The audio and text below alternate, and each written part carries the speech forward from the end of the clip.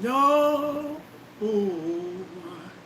that when you look at me, there's so much that you just don't see. But if you would only take the time, you probably would see what's really on my mind. I know that when you look at me, hey, there's so much you just don't see. Shondo Blessed 593. Shay Shay. I know.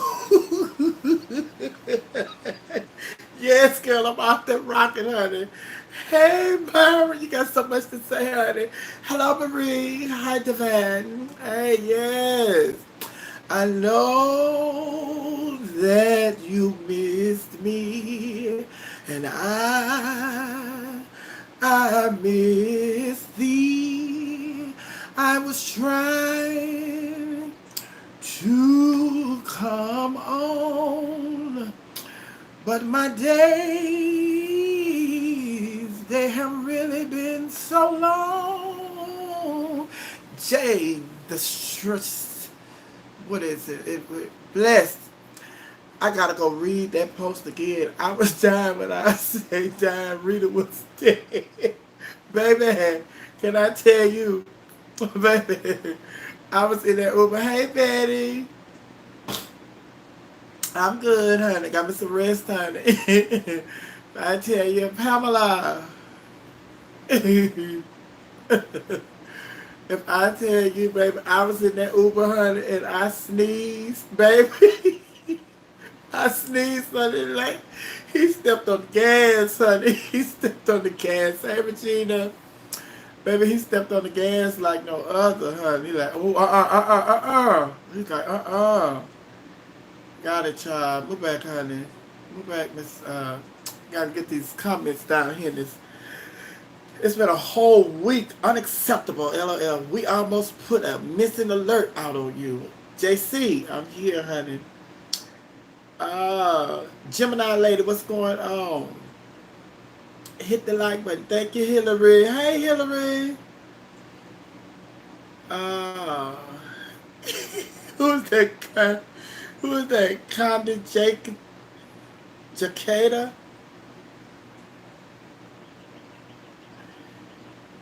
Is that Candy? Kenneth. Tell a man with the money come and pay me. Yes, tell a man with the money come and pay me, honey. Don't do it. I'm a flight attendant and I read it in the air. It was hollering, honey. You were, honey. Baby. Oh, Lakeisha. Hey, Lakeisha. Yes, baby. Yes, honey. I know, child. I know, honey. You need to submit Sophia. Yes, baby. Baby, let me tell y'all something. I have to move. I have to move. Uh, and I'm trying to move before my birthday. The worst time to try to move is during a pandemic. You all don't know the struggle it is trying to move during this pandemic, honey. It's a mess. But God, He's still able. Amen. He's still able, honey. Uh, Pamela said, address my comment. Pamela, I missed your comment, honey. Hi, Silas. Jari. Is that Larry? Oh, Larry. Gotta put a J on there. No one leaves their home this time. This time. Finding an apartment is going to be hard. Oh my God. Who you telling? It's gonna be. My birthday is July the 30th. I want to be out before my birthday, and in. It's no ands, ifs, or buts about it. I've made my request known, honey, and the universe put it out there in the universe. The universe has to respond. That's what I've been told, honey.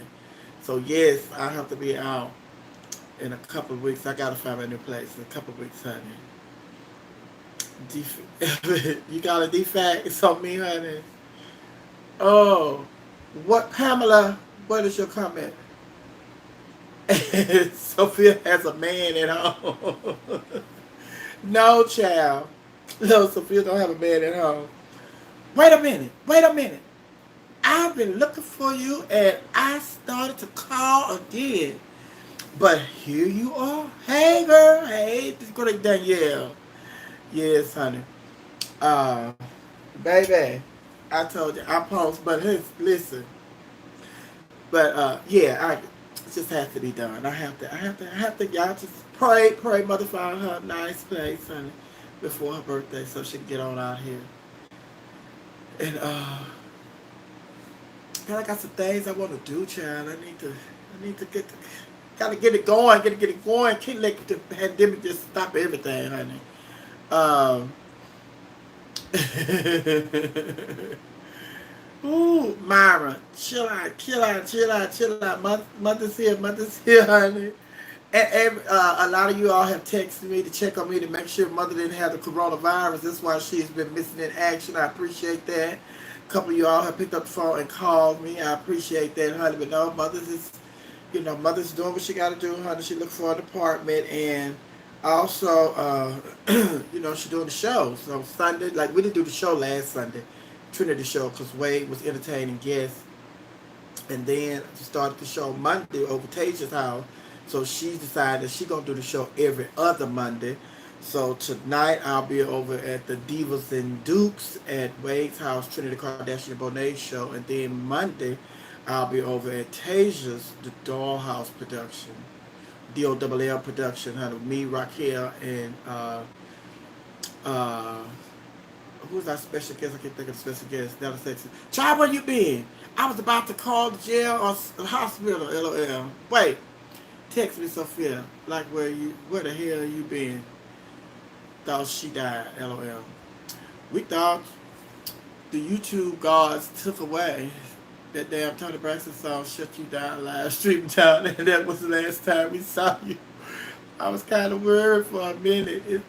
Let somebody know something. Okay, Sophia, I did. The real tea is Sophia has a man at home like Craig. No, honey. If I had a man at home, honey, you all would know, honey. I would have forced him to do a live with me so y'all could see it. Child, that's no man. And that's, child, if I had a man, honey, I would be trying to do all this by myself. Hello? Hello, somebody? Mm-hmm. Where the hell have you been? Hey, you. Hey, for real, Neil. Mm-hmm. Sophia is Sadiq trans. No, Sadiq not trans. Sophia, I thought you was taking a well-needed break. That too, honey. So I'm looking for in the middle of looking for an apartment, in the middle of doing these shows and doing the radio show, then coming out here with y'all, and then my schedule is thrown off. You already know, because we are here all times of the morning. So then it's just like when I need to be looking for an apartment, honey. And then it's time to go do the radio show, and then it's just like the day is over, and they don't, the people that work at these different apartments and all that stuff, they don't stay. They don't keep the hours we keep. So like, baby, we're gonna be here from 9 to 5, or we're gonna be here from 10 to 6. You can't get in here in those 7 to 8. Tell 11 hyenas, honey, that you need to come in during business hours, honey. You thought I went to Memphis with Suge, honey? If she had a man at home, she'd be getting paid, okay? We need a GoFundMe to help Miss Sophia Boo, baby. Who you telling? For real now, excuse me. Miss you like crazy. Miss y'all too, honey. They took your movie clip down before I could send a comment, baby. That movie clip. Baby, and Raquel and all that music got us cut off last Monday, honey. Monday we was at they said, yo, but they sent me a message instantly. Once they cut it off, that's why I didn't even bother coming back on Monday, because I was just like, it was the music. And I don't need to be taking a chance, so they're going to be to ban me from YouTube. So I just left well enough alone. They sent me a message instantly. They say, your video has been rejected. I said, oh. I said, and the way they had wrote it, honey, your video has been rejected.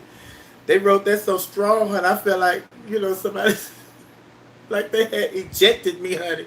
Like I was in an airplane or something. They ejected me, just threw me out the window.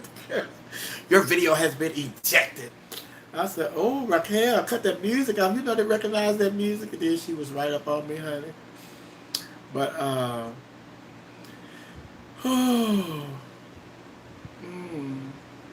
I feel like I was in rehab, LOL, without these lines.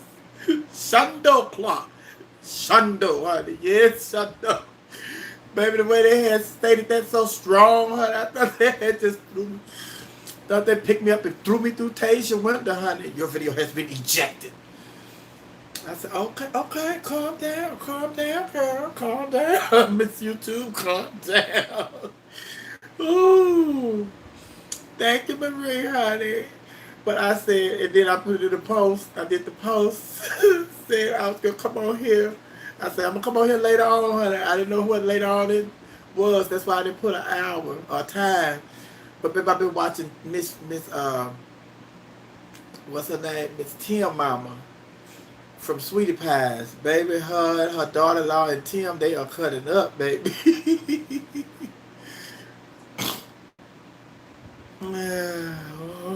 Yes, they did. Shundo got mother right on up out of there, honey. And then look, and Raquel had this new little site. She was on some site. I can't think of the name of it. She was on the site. So Maya was in there in the dressing room, and Maya had her little. She was just standing there with her tuck on. So I had got Raquel camera, and I ain't turned. I said, Lord, look, and I put it on Maya, honey. And before long, honey, they had said they had banned Raquel for 24 hours, whatever site she was on.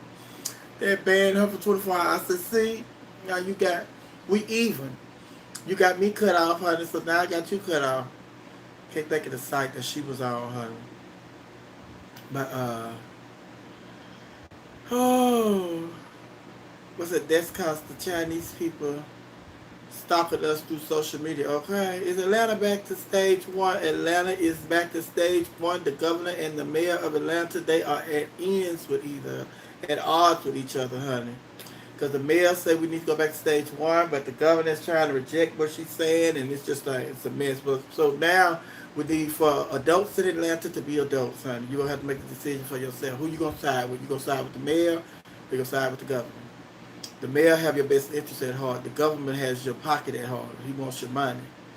He wants the economy to get back, honey. Just a reminder, Jack and Washington Day is Wednesday, honey.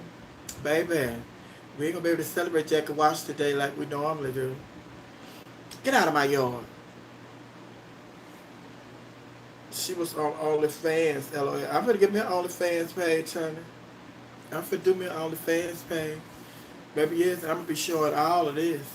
If that's what they want to see, if that's what it's going to take for me to get some cheese out of there, they're going to get to see all of this. I'm just, sir, sir.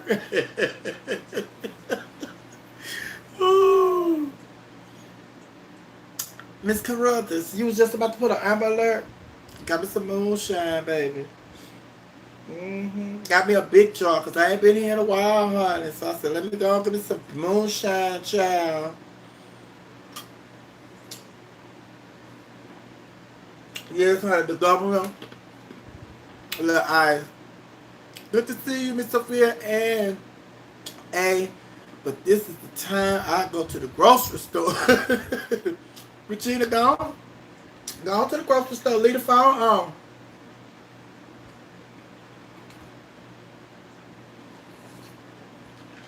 I want me a piece of ice so bad out of here. Okay. But they're too big. The ice is too big.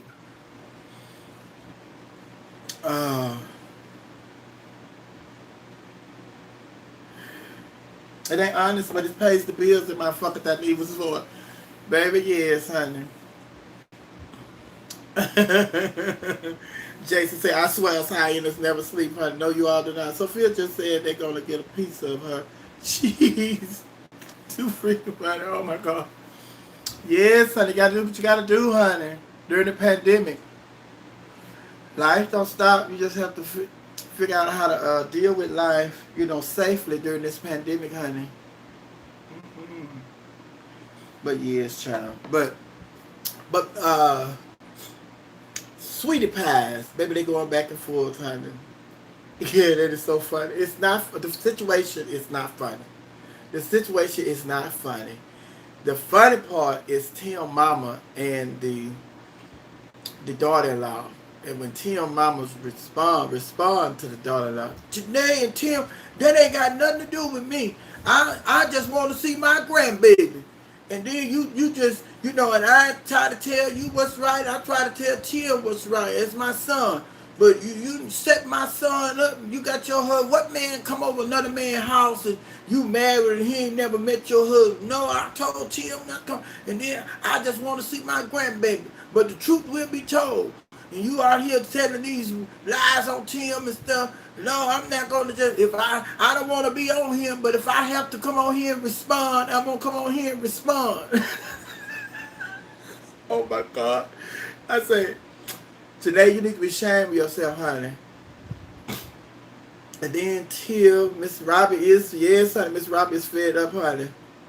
And then Tim did a video. I posted a video of Tim, and Tim pulled a lot of tea, honey. Tim said how today, you know, they slept with one of the crew members from the with the taping of the show, Sweetie Pie.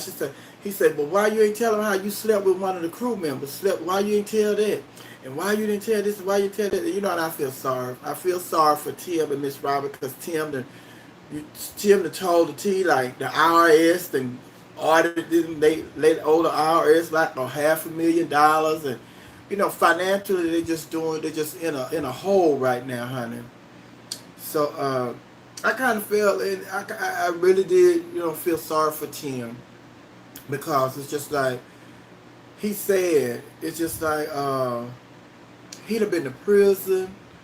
And he done got out, he done got himself together, and then, you know, Janae know all this, and she you know, from the video, from what he said, it was just like, you know, she done set him up to come over her house. Like, he said he had the baby, because they share custody of the baby. So he was like, he had the baby. And, you know, she called him to bring the baby home and all that, and then she get over there, he get over there. She got the police in the backyard, the police in the backyard and stuff. And it's just a big old mess. So it's just like, you trying to set him up, honey. You trying to set the ball up. And this kid, Tim, like I said, he's been to prison and stuff. And, you know, who do that? And why would you do that? And then it's just like, you know, this man loved his child. Again, we see another case where a woman is putting the child in the middle of a situation, trying to control the situation in her favor. Don't do that, Janae. And then if you done went off and got married to somebody else, how do you have time to carry on like this? And you are newly married. You married, girl. Just go on. If you happy with your new husband, you wouldn't be going through all this drama. To me, since you're going through all this drama, that means you still love Tim. You still in love with Tim. You want to be with Tim. So since you can't be with Tim, you want to hurt Tim as much as you hurt, because you're not with Tim. Hey, Vic. Talking about Miss Robbie and Tim and Janae. Because girl, if you in love, I don't care. This is common sense. Common sense. If I'm in love with somebody else and I done got married, and you know this, I don't already the person, because and I don't know if she realized this or not, but the person that you're married to, I'm sure this is an eye-opening moment for him as well, because he feels like if you going through all this with your ex, that means it's some feelings still there. So did you just get married out of spite? Because it don't seem like you got married for love. Because if it was love, honey, the stuff with Tim, like, that's his son, you're your husband, your new husband, y'all talked about it before y'all got married. Listen, this is my baby daddy, and, you know, such and such, and if you marry me, you're going to have to marry my son, and then you're going to have to be married to my baby daddy, because he's going to be in my baby's life, and that means he's going to be in my life, because, you know, such and such. So are you willing to deal with that? So if y'all said I had that conversation, then all this other extra drama you're going through, let it go. Like Miss Robin said, you see like you're doing all this stuff because you want money. And if you want money, that's a whole nother issue. Because you done got married and then you need some finances from the outside of your marriage to help you maintain. Now, granted, that's his child. If y'all not together, then child support, okay. But spousal support, you married. You married to somebody else. So leave that boy alone. Leave that man. Leave that man alone. Seriously, leave that man alone because this is not looking good for you at all. And like Miss Robin said, Miss Robin, she old school. And I believe Miss Robin, she just trying to help y'all. She's not trying to take sides, but in the end, Tim is her son, and she know what her son has been through. She know her son has been in prison, and she know how the situation look with you, and she's advising her son. This is like that's what a mother's supposed to do. That's what a mother's supposed to do. But you, on the other hand, being a mother of this child that you have with Tim, it's not a good look on you. And when the child and the direction that you're going in, I'm letting you know right now. I have met many people who have been in situations like you are putting your child through right now. And when they grow up, they remember that right now, their kids, they're going to remember what's going on. And once they're able to make up their own mind and to talk and speak for themselves, you're not going to be happy. Because 9 times out of 10, those kids end up resenting their parent. They're very rebellious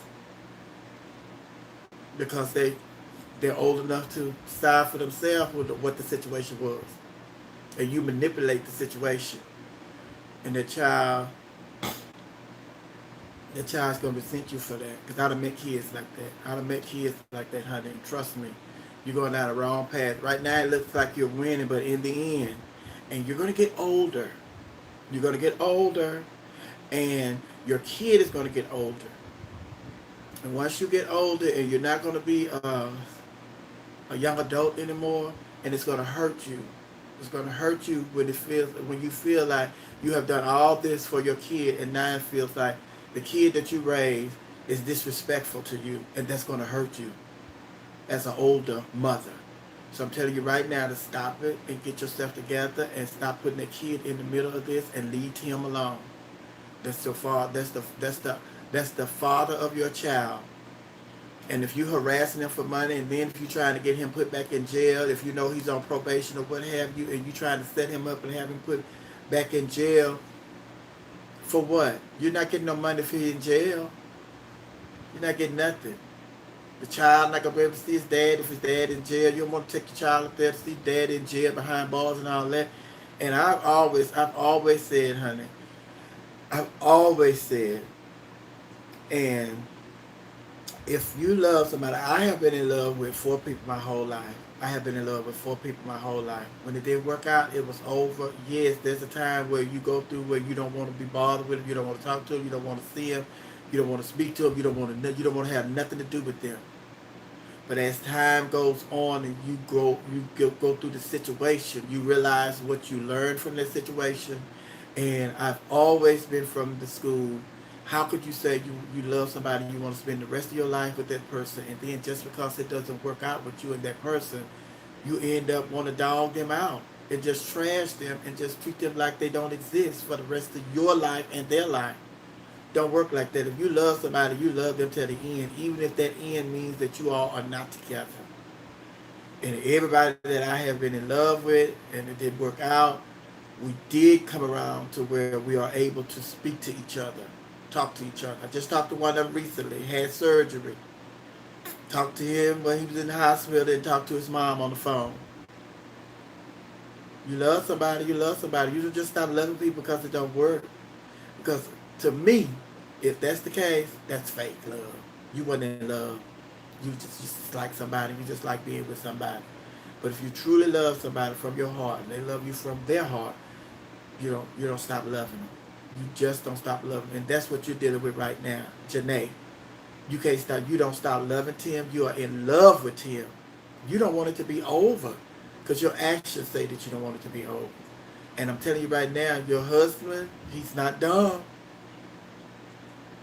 Just like I'm sitting here saying this, your husband, he feels the same way. He may not be expressing that to you, but he feels the same way. Like, why is she going through all this with this man? Some feelings still there. You go accidentally have be making love to her one night. You go accidentally call him Tim. You better stop. You better stop, child. Hey, being in love one time in my life with myself, with me, myself, honey. I was in a fucked up relationship a long time ago. He tried to cut my clothes up, but I got to his closet first. Don't play with me. But she ain't never wanted him. She wanted the camera. And if that's the case, she ain't never wanted him. The great thing yesterday, she ain't never wanted him. She wanted the camera. And if that's the case, it's a prime example. If she didn't never want him, she just wanted the camera. Then in the end, she ended up hurting herself. Still, you didn't want him. You just wanted the camera. If that is the case, if that is the truth, if she only wanted the camera, in the end, by her being greedy and making a selfish decision to use somebody else just for the spotlight, look at what she is now. Look at what her greed brought her. She never thought that her greed would lead her down this road. So by you being greedy and you thought that you was getting over on Tim, look at the situation you have created for yourself. Was it worth it? Was your peace of mind worth your greed for the camera? Just like I say, you can pull the wool over people's eyes. You can pull the wool over our eyes. But God knows you, and He knows how to expose you. So don't try to pull the wool over God's eyes, honey. He knows you. And if you went into that relationship using Tim, now it looks like you are the one that has been used.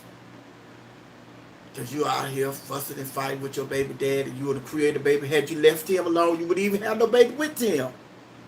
You wouldn't even be going through this situation with Tim had you left him alone. But now you wanted to be greedy. Yes, Lord, Dallas, Texas. Well, this Dallas, Texas, that's Dallas, Texas. Like, people will tell you who they are. You just have to believe them. No, people will tell you and show you. And then with the cutting of the clothes, was that you, Dallas? About he got to your clothes, y'all couldn't clothes and all that. It's just like, but after that, whatever the issue was, the issue that you all had was not about clothes. The issue that you all had was about something else that you all didn't deal with. But y'all put the clothes in the middle of it. So, excuse me. Although y'all felt good by cutting up each other's clothes, or you got his clothes first, y'all still had to go and buy new clothes. Y'all had to go buy new clothes, and the issue that caused you all to cut the clothes up still was there. So it would have been beneficial to both of you all to deal with the issue and leave the clothes out of it.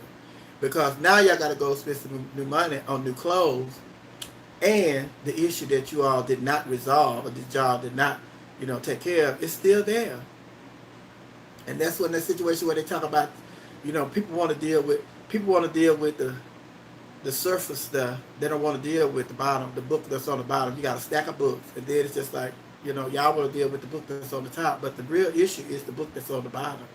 You have to deal with the book that's on the bottom, honey. And the same thing. It's just like with destroying property. Period. You put people's cars on flat. You break the windows out of their cars. You go and bust the windows out of their house and all that. Whatever damage you do to somebody's property, the issue is still there. Y'all just have the issue plus the damage. The issue plus the damage, and it'll be. When you get older, and I used to be that. Excuse me. And don't get me wrong, I used to be that person too. You start getting back at people with just, tearing up stuff, destroying stuff. But it's just like it took some growing up to decide. Baby, listen. I done sit up here. I done keyed the car. Now it's just like we had to took care of what was really bothering us. I would have had to key the car. So now I done keyed the car, and here it is 2 months later, and we finally resolved the issue of what it was that we was having an issue with. Now we riding around in a keyed car.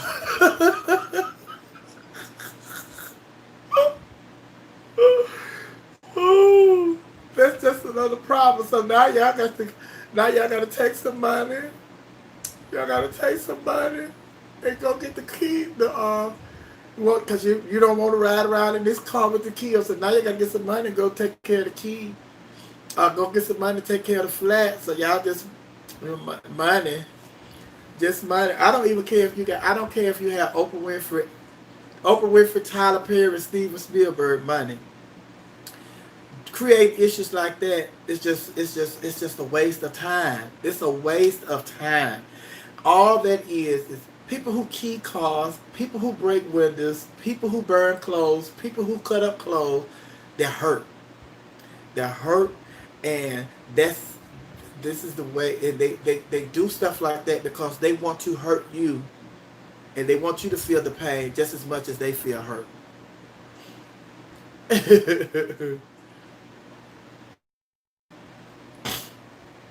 Because it's just like this is hurt. It's just hurt. It's hurt. And when they come to talk to you, I'm laughing, but it's not funny. And when they come to talk to you about what's hurting them, that you are causing this hurt that I'm experiencing. And when they come to talk to you about the hurt that you are causing them, you reject them, or you wave them off. You don't want to listen. And so then they have to find creative ways to get your attention. And if they know that you idolize your car, then they're going to hurt that car. Because they know you worship that car. If you love me like you love this car, then we'd be all right. But since you love this car more than you love me, let me go key it. Let me go flatten the tire. You worship this house and you like this house. Go throw a brick through this window. Or let me find something in this house and just let me tear up this TV. Let me break this TV. You know what I'm saying?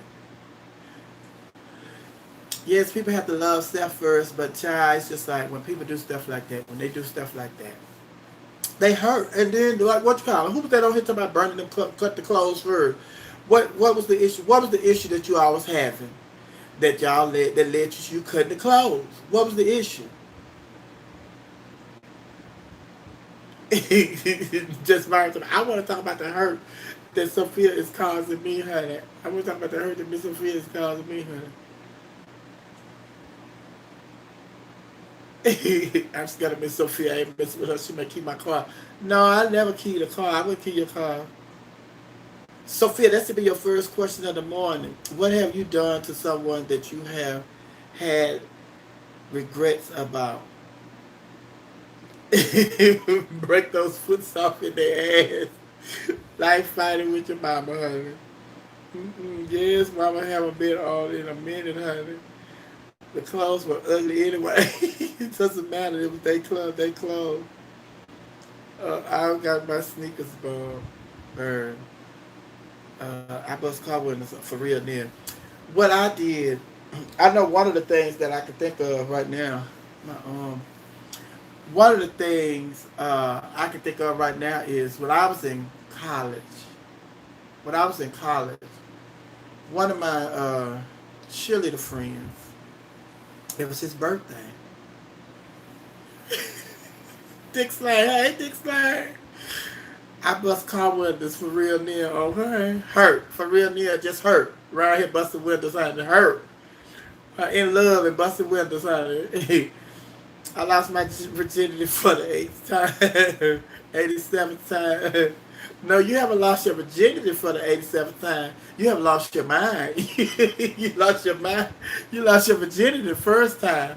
The other 86 times, you just lost your mind. Ooh, hi, love you from South Africa. Tiboha, hi. But what was I saying? What was I saying? What was the hurt? You was hurt, honey. But no, I was saying, when I was in college, one of my cheerleader friends, one of the things that I regret is because when you teenagers, honey, you be doing stuff thinking it's cute and it's fun and all of that. I bet someone's doing the door because I be somebody doing the door because they were in there with my best friend and I woke the whole hallway up. Just admiring honey. Hey, sugar honey iced tea.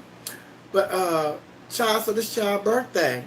So it was this child's birthday. Baby, I went he took too long cutting the birthday cake, so I went and got me a slice. and it, and in my mind, I'm thinking, well, this is my friend. She not gonna get mad if I cut her birthday cake, honey. I'm gonna get me a slice, and she not gonna be mad, girl.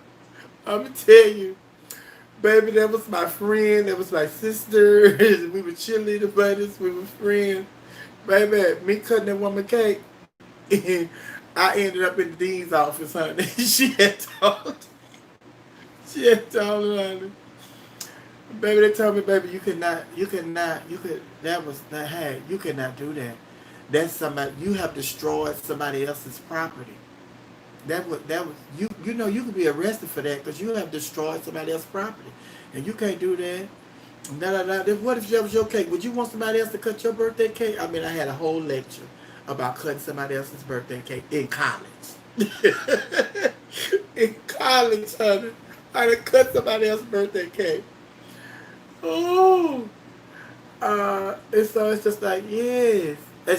And although I was a teenager, I looked at it as, that was my friend. She wasn't going to be mad and she going to be upset and all that, just like we going to laugh it off. No, honey, she saw I had cut her cake, honey. No, ma'am. She wouldn't let it read. Then all our other friends, they was like, oh, you're doing too much. You're doing too much. It's just a cake. It's just a cake. And then it's just like, yes, it was just a cake. But the bottom line is it was the principle of the matter. And from that situation, I learned that you can't just go around destroying other people. Although I didn't look at it as destroying nobody's property, because it's like, I just cut a cake. I ain't. And it's thing like, you destroy somebody else's property. You go to jail for that, honey. Oh. Yes, honey. And what was that?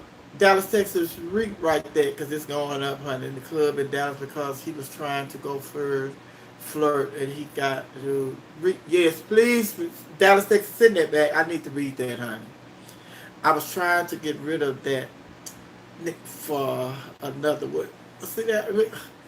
For real, Neil. Seriously, honey.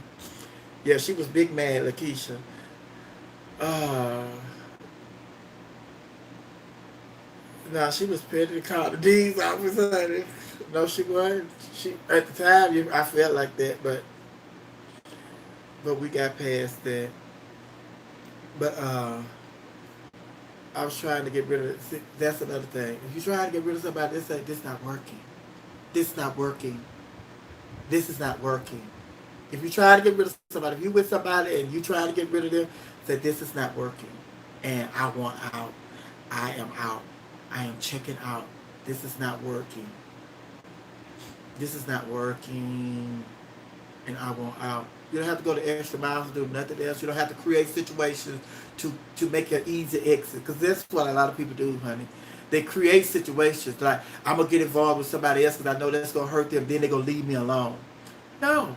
That's the easy exit for you and for them. As opposed to you sitting down, adult to adult, saying, this is not working, and I love you, but I'm not in love with you no more. I'm getting ready to move on, and da-da-da. Okay, move on. But creating the situation, you're doing the same thing that Janae did. That Janae did with Tim. When you try to get rid of somebody else to have somebody else. And it's like the old saying, to this day, it's 2020. And that old saying is, the way you get them is the way you lose them. So if you bring somebody else in the situation to try to get rid of somebody else, then guess what? They may bring somebody else in the situation to get rid of you. Or you may have to do it again. So it's just like, just have a conversation. I'm telling you, save yourself a lot of time and a lot of headaches if you just go ahead on and be upfront and honest with people. Because that's what everybody says that they want in a relationship. Honesty. I want them to be honest. I want to be honest. But when you get to that bridge in the road where you have to be honesty, you have to be honest, or you have to create a situation to tell a lie, misleading. You don't choose honesty. But in the beginning of our relationships, everybody say, oh, one of the things that everybody say they want is honesty. I want them to tell me the truth, even if they think it's going to hurt me. I want them to tell me the truth. But then when you get to that point where it's time for you to be honest, you chicken out, and you don't.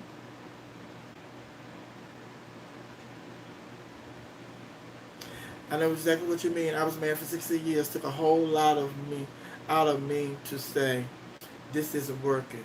I love my peace of mind now. Mm-hmm. Because it's just like you you getting by. You know, when you create situations and you use people like that, you getting by, but you're not gonna get away with it. You're going to have to.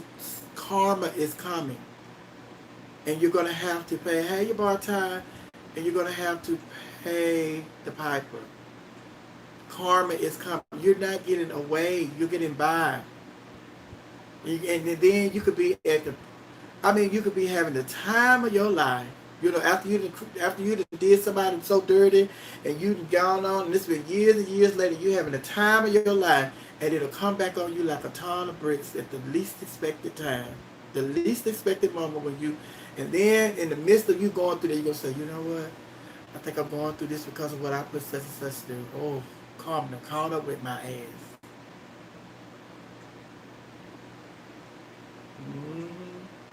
Hi, Ricardo. I missed you all too, honey.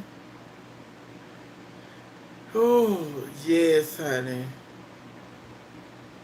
Being too honest is also bad. Trust me, I've learned to hold back and tell people what they want to hear, although it's a lie. People never want to hear a lie. Some people can't take the truth. But guess what?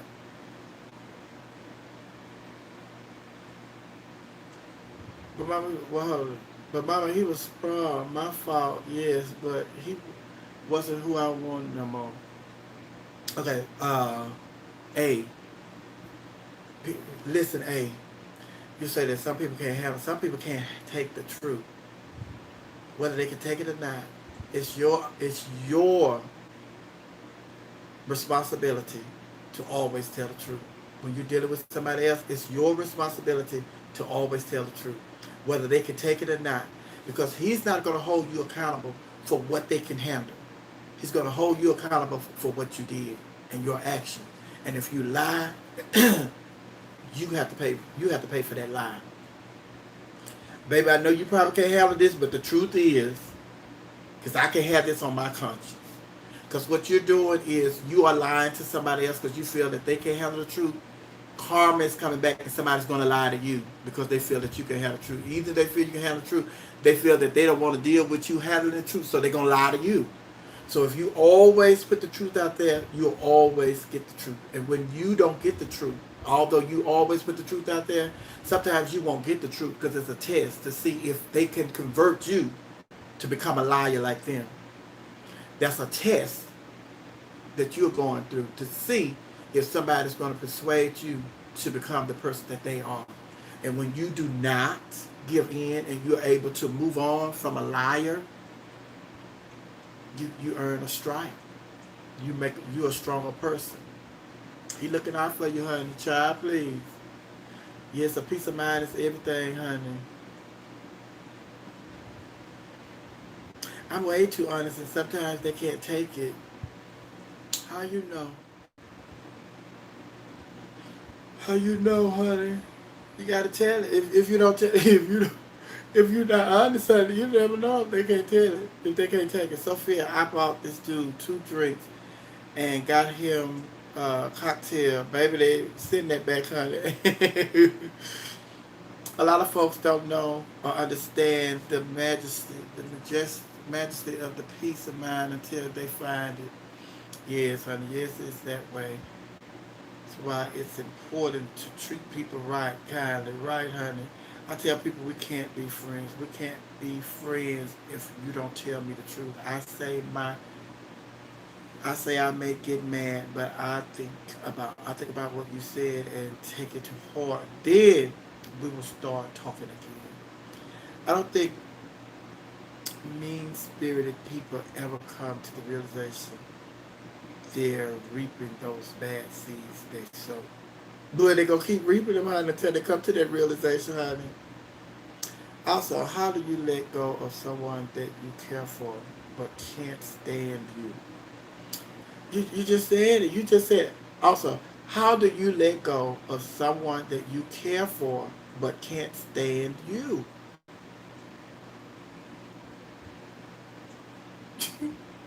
That don't go together. It's easy to let go of somebody that don't care that you care for that can't stand you. That don't go together. I care for people who can stand me. I care for people who care for me. I don't care for people who don't stand me, who can't stand me. That's a waste of my time.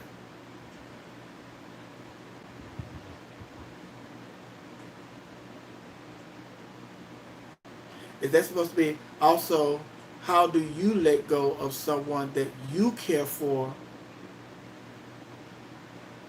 Is that written right? Your boy Ty? Oh no, whoever wrote that. Anybody who say they don't lie is lying. The question is how often do you lie and what are you lying about? In a relationship, you should never lie. Should never lie. When you're in a relationship with somebody else, you should never lie. Even going into the relationship, that's the whole problem with the down low brothers. Honey, you go into a relationship with these women, being a down low brother, and you don't tell these women up front that you are a down low brother. You lie. You set the relationship up on a lie. So you should never lie to people. I bought this dude 2 drinks and got him cocktail, and my good friend came in for the kill and snatched him. So I left both of them at the club. I was hurt for 2 days. You you just met the dude at the club and you bought him 2 drinks? So, hold on everybody.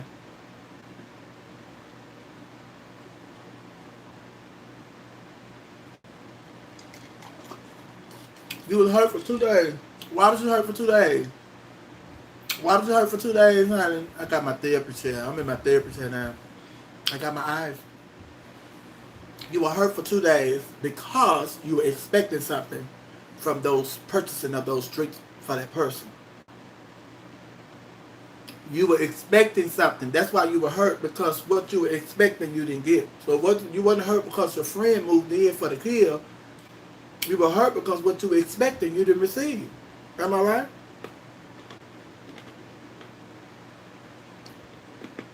I thought I was gonna get the goodies. Right, and you didn't. So that's why you was hurt for 2 days. Because you had put you had invested in something that you didn't get. And when you didn't get it, you were hurt.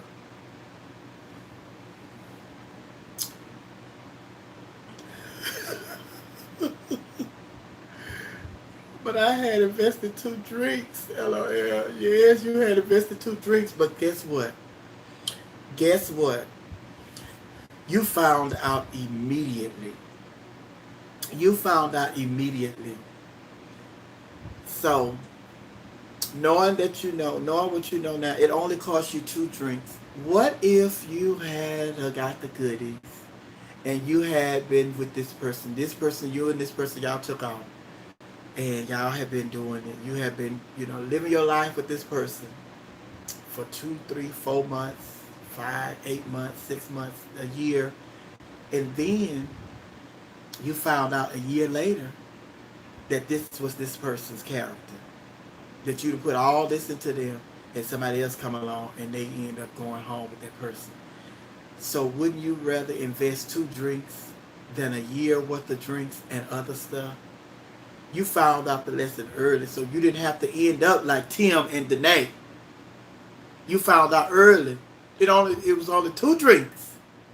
I mean, you were able to 2 drinks and go spend some more money on somebody else some drinks. I may end up with the person that I thought I was getting with that person, but I didn't. So it's just like, child, be thankful. Don't look at that as a bad thing. Look at that as a good thing, honey. Why you walk around sad because you found out who somebody was immediately, honey? After 2 drinks, you spent 2 drinks on somebody as opposed to, baby, just think if y'all had hooked up that night and you'd have spent a whole year with them, you know how many drinks you would have bought, you know how many meals you would have fed, you know how many trips y'all probably would have took, how much, girl, you know how many birthday gifts you would have bought them, how many Valentine's Day gifts you would have bought them, what you would have done for them, and for Christmas, for Thanksgiving, all that, baby. Girl, when you look at the situation, girl, be glad you only bought 2 drinks, honey, because you could have been buying birthday gifts, Christmas gifts,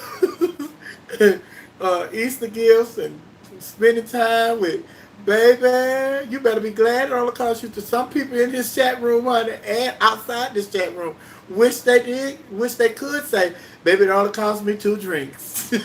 But baby, I done went and bought this for his birthday, or for her birthday, or I done went and bought for Christmas, or I done went took this to my parents to meet my family reunion. I done went, and now I go to my family reunion. Everybody, well, what you call it? Well, what was girl? Good as the glory talking. Don't even bring that nigga name. Oh yes, and I'm telling you, honey. Yes, honey, that's what we talking about. Seeing then it's just like you in here talking about 2 drinks, but you know what's good? Yeah. Thank God, honey, it only cost you 2 drinks. If you had about the birthday gifts, the Christmas gifts, and going on, spending the weekend together in the mountains and all that. If I'm telling you right now, if you'd have spent more money than them 2 drinks, you'd have been on here talking about you keyed the car, or you bust the windows out the car, or you went to the house and set it on fire, you cutting up clothes. See, that's the kind of situation that creates those kind of situations, honey. When people feel like they have been taken advantage of and they're not listened to, and their feelings and their hurt is not validated by the person who is causing the hurt. That's what caused the people to bust the windows out of the car and bust the windows out of the house and key the cars and cut up the clothes and burn the clothes and hold the kids back from the parents and all of that stuff. Yes, so thank God. Yes, drinks are expensive, honey, but I'm telling you, drinks are not expensive. Drinks not more expensive than Gucci. Gucci's a little bit more expensive. And then we go to buy stuff. When we love people, we go try to get them the best. You find out what they like. Oh, he like Jordans. So for his birthday, I'm gonna get him these new Jordans. So drinks are not as expensive as Jordans. So honey, count your blessings, honey. Don't be walking around sad and all that time. Who they say I don't do the drinks? Forget the drinks. Ask me what you want. And then it said, "It's gone, honey." Baby, honey. And then you say you should have put something in his drink. Hey, so she can pay for it later. Karma. And let me tell y'all something about karma. Which I think a lot of people don't take this into consideration, but I feel that karma reacts in this way as well. When you do people wrong, karma shows up in ways that sometimes she won't even come back to get you. It'll affect somebody else in your family. So just like A said, you should put something in his drink. You put something in his drink. Then a year, 2 years later, somebody slips something in your niece drink, or somebody slips something in your sister drink. And then how can you be mad when you did that to somebody else? So you can't be upset because you thought it was okay to do it to somebody else. But when somebody else did it to somebody else in your family, now you upset, you mad, you want to go find the person, you want to kill them, you want to call the police, you want to do all this stuff. So I feel like karma not only, when you do stuff to other people, it not only affects you, but you involve other people in your family. So karma will show up and get you back in that kind of way, I feel. So that's why I don't do all that kind of stuff. Evil. You do all kind of evil stuff, it comes back on you. And not just you, it affects other people. So yeah, honey. And hey, I wish someone would slip something in my drink. LOL. No, you don't wish that. Don't put that out there in the universe. I stopped doing stuff like that. Like stuff that I really don't want to happen, I don't even speak it. I don't even put that out there in the universe because the universe has to respond to what you put out there in the universe.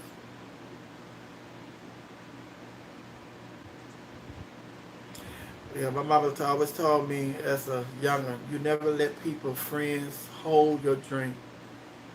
Baby, and that's one of the things that I never had an issue with because I don't drink. I don't drink, so I make my moonshine. I don't drink, but I do have people in my family that drink. So although I don't drink, I'm still concerned about things like that because I know I have people in my family, women and men, who drink. And I don't want stuff to happen to them like that.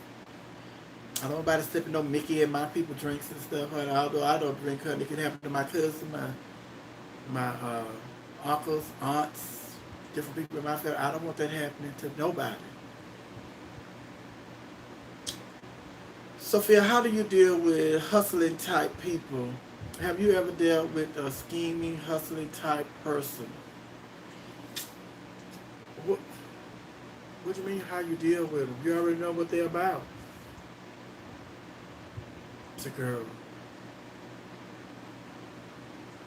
You just you let them know up front, girl, stop hustling me. Boy, stop hustling me. Because they think you don't know. You don't say nothing. Sophia said she stopped doing stuff like that. Stuff like what?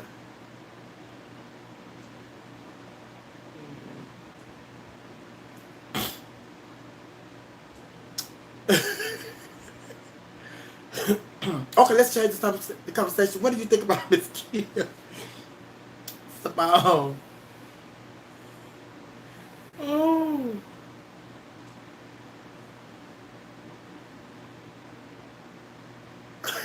shit. Slip me up, Mickey. You gonna get that hold and you gonna be the one.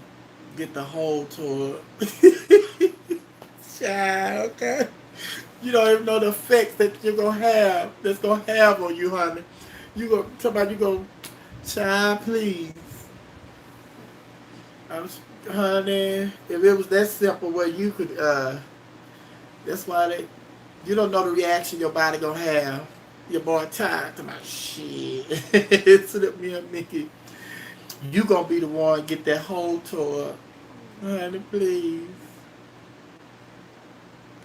Uh,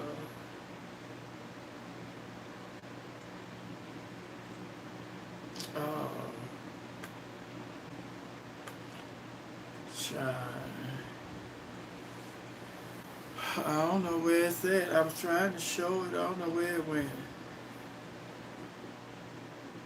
What did I do? Oh, I don't know what I'm supposed to do. Get me out of there. See, that's why I don't need to be in there. Trying to do all that. Here we go.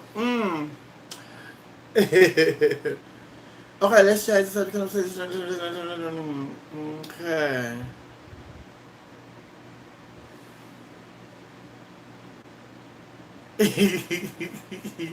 Dallas, Texas, like if you go out to eat and they always claim they don't have money to pay for their dinner, why are they still going out to eat with you? You haven't learned the lesson. If you already know that, don't invite them out to eat. Or you let them know up front. Baby, listen. Oh, baby, listen.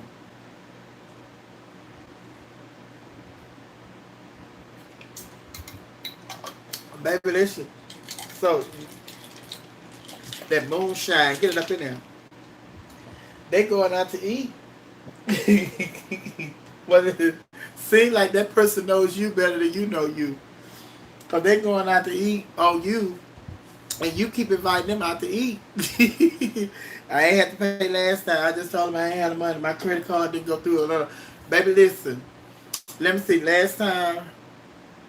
Last time we went out to eat, you didn't have the money. Last two times we went out to eat, you didn't have your money. Your credit card didn't go through, and blah blah blah. If you're going out to eat with me now, let me see your money. You're gonna have to have cash. You can't use a credit card because it may not go through. Do you have cash? If you don't have cash, baby, I'm sorry. You can't go to eat with me. You can't go out to eat with me. That's the only way you can go out to eat with me because my experiences with you the last two times is I end up having to pay your meal, pay for your meal. So to keep me and you from embarrassment, if you don't have cash money, you can't go out to eat with me. Just that simple, honey. My messages, I think they slow, honey. Because I did something in here. I'm trying to get them where it can go down. No, child, I don't want to do that. Let me get out of there, child. Go back over here. uh, let me go in here to see. Where is it? The messages on the phone. How much time we have on here while we're in here?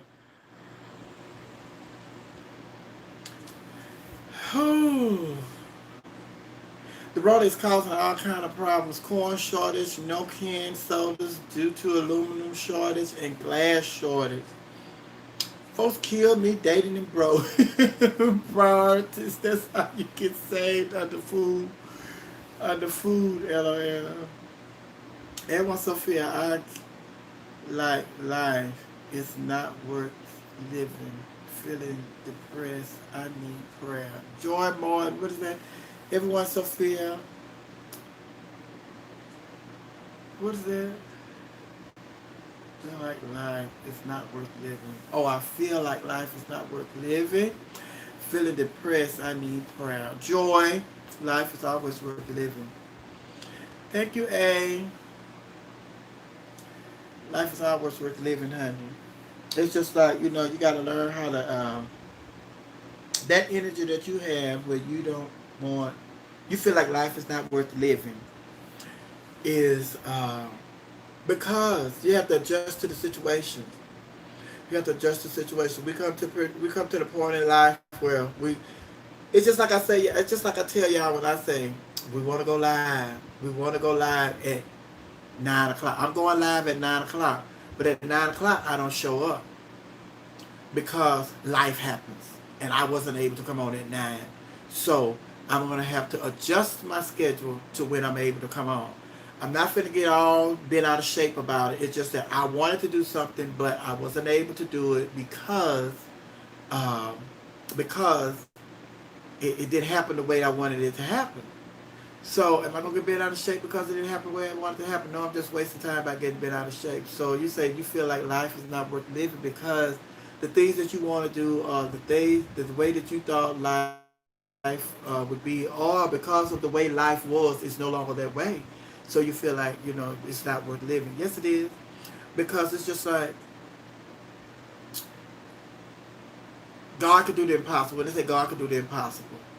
And just think about some things in your life where you didn't think that were possible. There were things in your life, growing up, I know there have been several things in your life that you felt like, child, there's no way. I want to do such and such, and I want this to happen, but there's no way it's going to happen. But in the end, it ended up happening. And you felt the joy when it happened and how it happened and all of that. You replay all of that over in your mind. I didn't think it was possible. I didn't think that was going to happen. Blah, blah, blah. But God made a way. There wasn't nobody but God that made a way because I didn't think that was going to happen. And then he does it again. Then he does it again and again and again. And then this coronavirus comes up. And we all had plans. Nobody had plans. Although everybody, including me,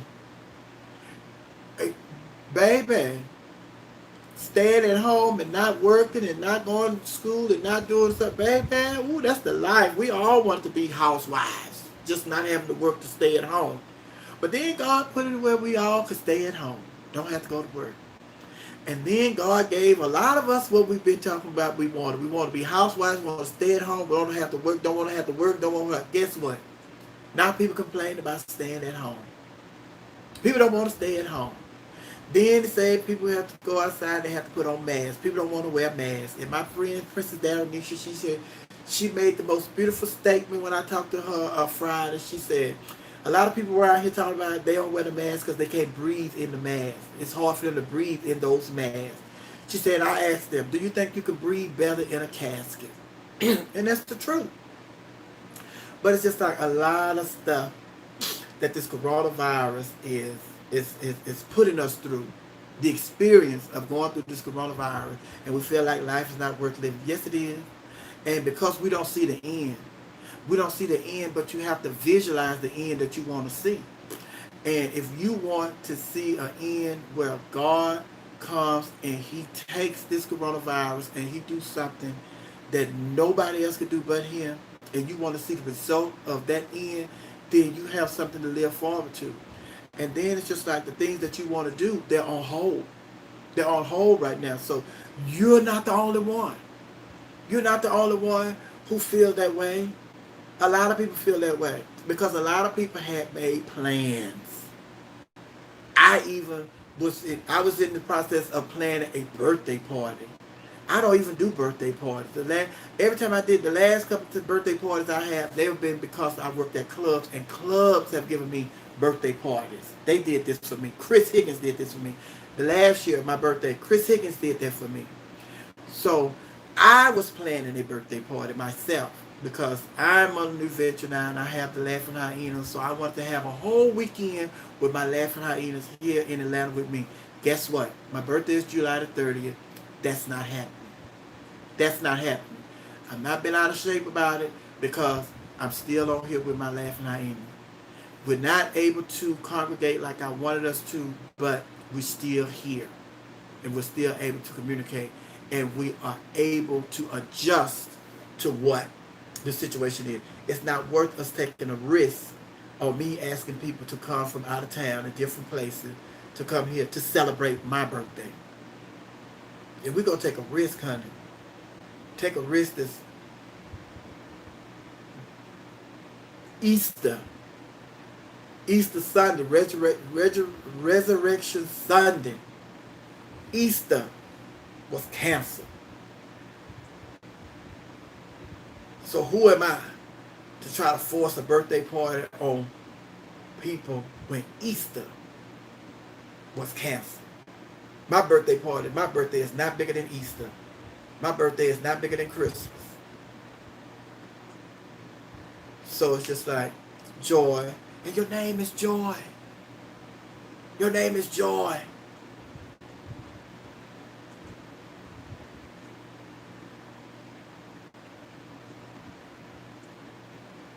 All you got to do is live your name.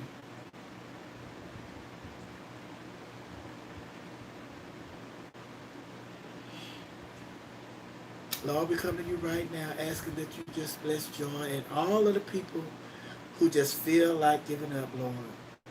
Lord, we want you to be in the midst of all situations. Lord, we want you to touch people and let people know that you are still in control. Regardless of the situation, regardless how things look, Lord, we want you to just touch people and let them know that you are in control. Everything that we are going through with this coronavirus, let them know that it is by your choice. You're not going to put no more on us than we can bear. The old people used to always say, he is not going to put more on you than you can bear. And whatever God brings you to, he's going to bring you through. And for all of the people that are feeling down right now, Lord, we want you to just touch them and speak to them and let people reach out to people and check on people, Lord. Lord, let them know that you are the first, the last, the beginning, and the end. Let them know that nothing can happen without you giving the permission. Oh, Heavenly Father, there are a lot of people like Joy that are in this world right now. They're lost. They feel like giving up. They don't feel like they belong. They can take it any longer. But Lord, let them know that you are their strength in times of weakness. Let them know that you'll be there when nobody else is there for them. Let them know, Lord, that you are the Almighty God. And there's not anything that you can do. You can do everything but fail. And you're not putting us through this because you hate us or punish us. You are putting us through this. You are putting us through this pandemic because you are trying to grow us. You're trying to get us to see something other than ourselves. You're trying to get us to see the bigger picture. And the bigger picture is not about us. It's about you and what you want. It's about us having love and respect and unity for one another. Lord, just touch people and let them know that you are the Almighty. Even the unbelievers, God, even the unbelievers have to know that you are in control because you are the only person that can shut the whole entire world down at the same time. You are a mighty God. And if people don't believe that you are a mighty God, that is a mighty, powerful thing for anybody to do. And for you to shut the entire world down at the same time, God, you are awesome. And I would trust a God like you any day, Lord. And I ask that you show up in the lives of people like Joy and let them know that you are all powerful and that you got everything under control. And they don't have to worry about anything because you will get them through each and everything, 1 second, 1 minute, 1 hour, 1 day, 1 week, 1 month, 1 year at a time. And before we know it, Lord, you would have brought us through this pandemic, and we will look back on this situation and say, what a mighty God we serve. So God, be in the hearts of everybody. Everybody like Joy. Everybody that's feeling like Joy. And then we will all be able to live out her name. Joy. Joy. Joy. Because you are going to bring joy to this world. These and other blessings we ask in your darling son, Jesus' name. Amen. Amen. Joy. You all right, honey. You all right. God got you and he got us. He got us. You are all right, honey. And and thank God that you had enough power to even express that. To even express that. Because some people feel that way and they're not saying nothing and they're staying silent. And silence can be deafening. It can be death. Silence can equal death. Because nobody knew. And then people will be saying, well, I never knew. Joy felt that way. I never knew. So thank God that you were strong enough to even open your mouth and just acknowledge your truth, which is what we were talking about. Being truthful, being honest. And some people can't handle the truth, but guess what?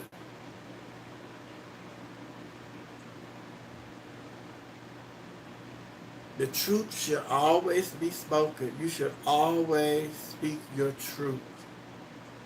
Regardless if you can feel people can handle it or not. Speak your truth. Oh, see there? I want to come on early, honey. I want to come on early last night. About like 1, 2 o'clock. Thinking your boy time. But didn't work out, honey. If I'd have came on early, we probably would have missed George. Y'all probably would have been on here if we if I'd have came on here early, honey. Mm. But you all right. You're gonna be all right. You're gonna be all right. Life is worth living, honey. Life is worth living because you know it's just like going to college. Just like going to college. It's pretty simple. Just like going to college. We going through this pandemic with coronavirus, honey. It's just like going to college. When you first go to college, honey, you know what the end is. You want to get your degree. I want my degree. I want my degree. You know what you're working for. So it's just like this pandemic, honey. We know what we want. We want the world to get better. We want to see what the world is going to be like after this. And I don't know about you, but I know that it's going to be better. Better is on the way. Better is on the way. And I want to see the result of what that better looks like. Because I know it's going to be changed. It's a whole lot is going to change. The way we live, the way we used to live, and the way we used to have things, and the things used to be, it's going to change. And I want to see what that change is going to be. Because it's just like our ancestors, they were slaves. So then for people, just think about people who grew up and their grandmother was slave. They're just one generation away from slavery. For the people who grew up and their ancestors were slaves, well, one generation. If I had been born a couple of years earlier, I probably would have been a slave. But then just think about those people who were slaves. Some were slaves. They got their freedom, and then we have a black president. And then black people are able to look at white people in the face. Black people were able to talk back to white people. So you know the joy that they got from being able to witness that and to experience that. So it's the same kind of joy that we're going to get when we figure out, the uh, when we see the final result of all of this that we went through. Because we're not going through this for no reason. There's a reason we're going through it, and then there's going to be a difference. Life is going to be different once we go through this, and if it's going to be different, I know it's going to be better. Life's going to be a bit different, and it's going to be better. And don't you want to be around to see what that difference is and what that better is? Yeah, I want to be around to see the difference and the better. So then it's just like I told you all a couple times ago, not just joy, but with everybody, when you feeling like, you feeling like that, don't focus on yourself. Know that better. Tell yourself better is on the way, and throw your attention, throw your energy to somebody else that's really in a situation that can't help themselves. But you have something that you can do that can help somebody else. If somebody else don't have no food, I tell you all the time, during this time we need to look out for single parents. Single parents. So know that better is on the way, and say, Lord, what can I do to help somebody else live a better life during this time? If it's nothing but going, get a pack of noodles and take it over to a single parent, hey, then that takes the focus off of you, and then you showing that you're concerned about somebody else, and you're not so concerned about yourself, because you know that God got you. Mm-hmm. Yes, honey.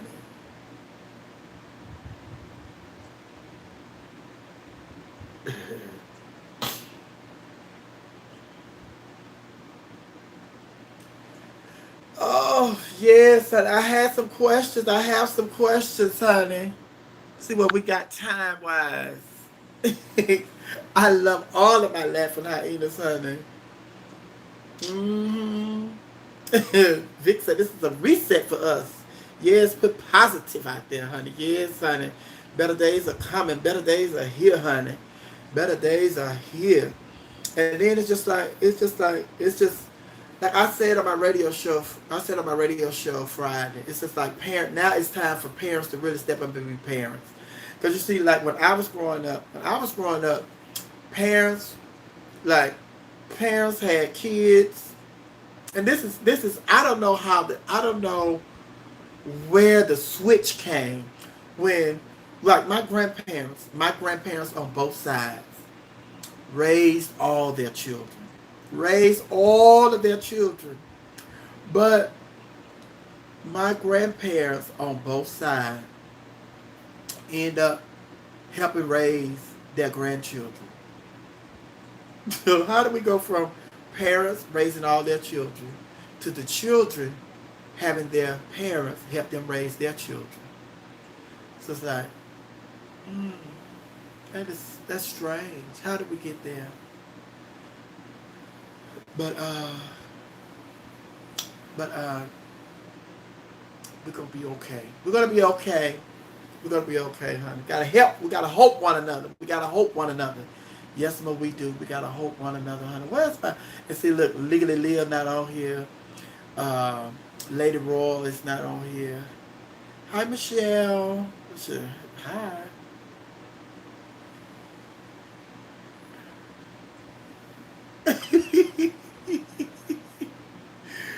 Oh, thank y'all, honey. Thank y'all. I love my laughing hyenas, honey. I love my hair laughing hyenas.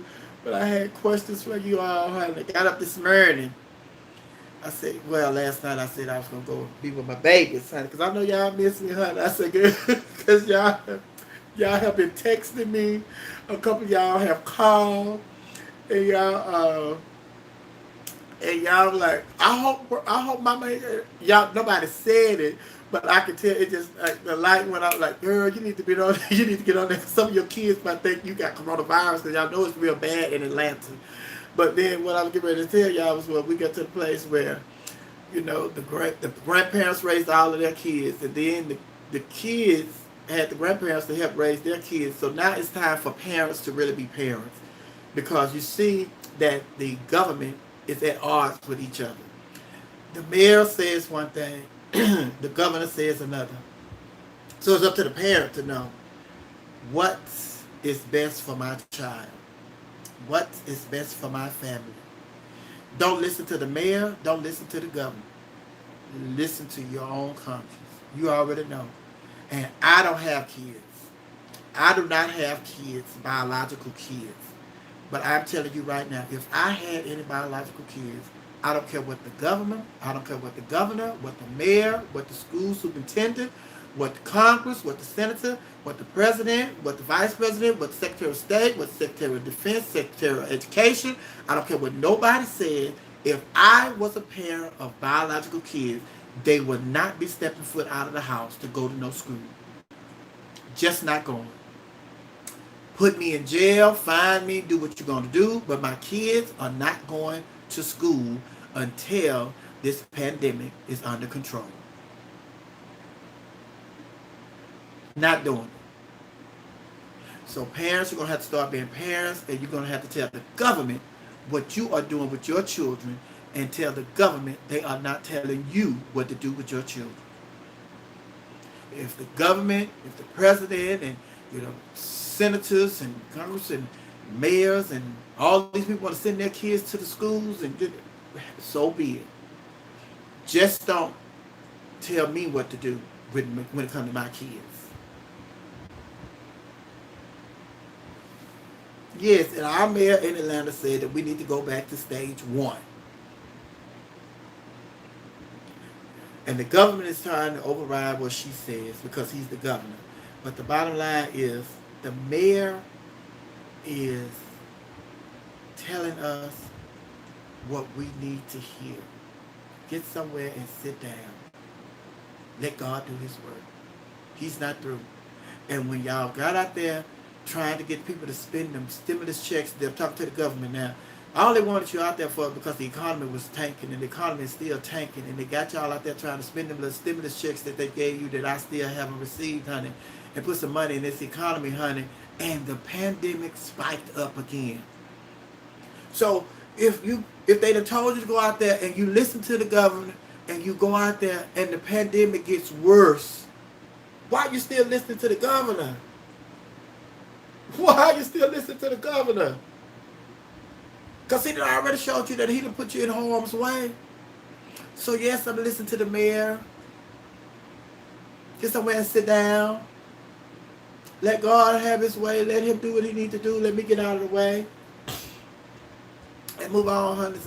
Baby, Texas. I'm so worried because you know how many people I got in Texas. My whole entire family almost is in Texas. One of the worst case states. California, Florida, Atlanta, Alabama, Arizona. Get somewhere and sit down, people. Get somewhere and sit down. Read a book. That's what I'm starting. I'm starting a book club. I announced it on the radio last week. I'm starting a book club. I'm reading a book right now, honey. Then once I read this book, we're going to discuss this book. And then I'm going to announce a book that we're going to be reading. So the Laughing Hyenas book club is on the way, honey. So by next week, we'll have our first book that we're going to be reading. So I'll give you all that later on. But I know y'all want some questions. I know y'all want me to ask some questions, honey. So I'm going to ask a few questions. Let me see what our juice look like. Our juice look like, baby. Let me see what our juice look like. Let me see what my Cash App look like. Cause Mark, put my Cash App in there because I'm trying to move, honey. I need my cheese. I need my cheese. Hey, I need my cheese. I'm trying to move, child. Yes, book club, honey. But let me see my first question. First question, honey. Who was the last person you hugged? Who was the last person you hugged?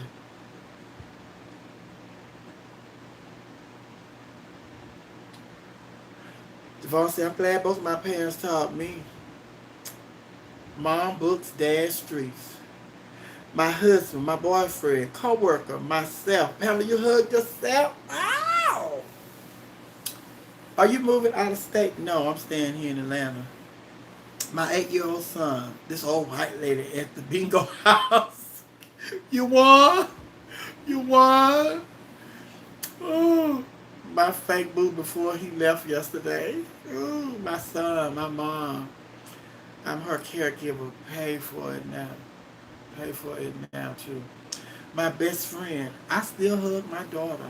One of my former students. My girlfriend. Ooh. Look at Vic. Go on, Vic. My sister on my birthday for July 5th. Okay, a friend. A friend. Next question. Y'all ready? Y'all ready? Next question is, when is the last time you ate some potatoes? Last time you ate some potatoes. Cocoa Butter Barbie. Hi, good morning, Cocoa Butter Barbie. How are you? When was the last time you ate some potatoes? Potatoes. Was it mashed potatoes, baked potatoes, French fries? Sugar honey, I see that. Yesterday, 10 minutes ago, had potato salad yesterday. Shay Shay Duke, you ate some potatoes, sweet potatoes yesterday. 2 days, okay? Today, from Kentucky Fried Chicken, fried the French fries, fried the smothered potato peppers and onions with smoked sausage on the side. Go on, Javon. Yesterday, home fries. Yesterday, I had sweet potatoes yesterday. July 4th, potato salad. 8 hours ago, last week, last month, now at work. You at work eat potatoes. Oh, eat French fries. Last week I had fried potatoes. Okay. Last week I had fried potatoes. Michelle. Pancakes and hash brown. I like Michelle. So, last week I had fried potatoes. That's all caps, baby. Ooh, high muskets 23, 34, 23, 24. Those potato chips count? Yes, those are potatoes, honey. I'm hungry now. What's that? I can't eat potatoes without salsa and seasoning, though. LOL. Saison. What is that? Saison. Seasoning. Good morning, Munchkin. Hi, Silas. The next question. The next question. Uh, the last birthday party you attended. The last birthday party you attended. The last birthday party you attended. Lori! That means the last birthday party you attended. Good morning, 23, 24. Last weekend, okay, my own.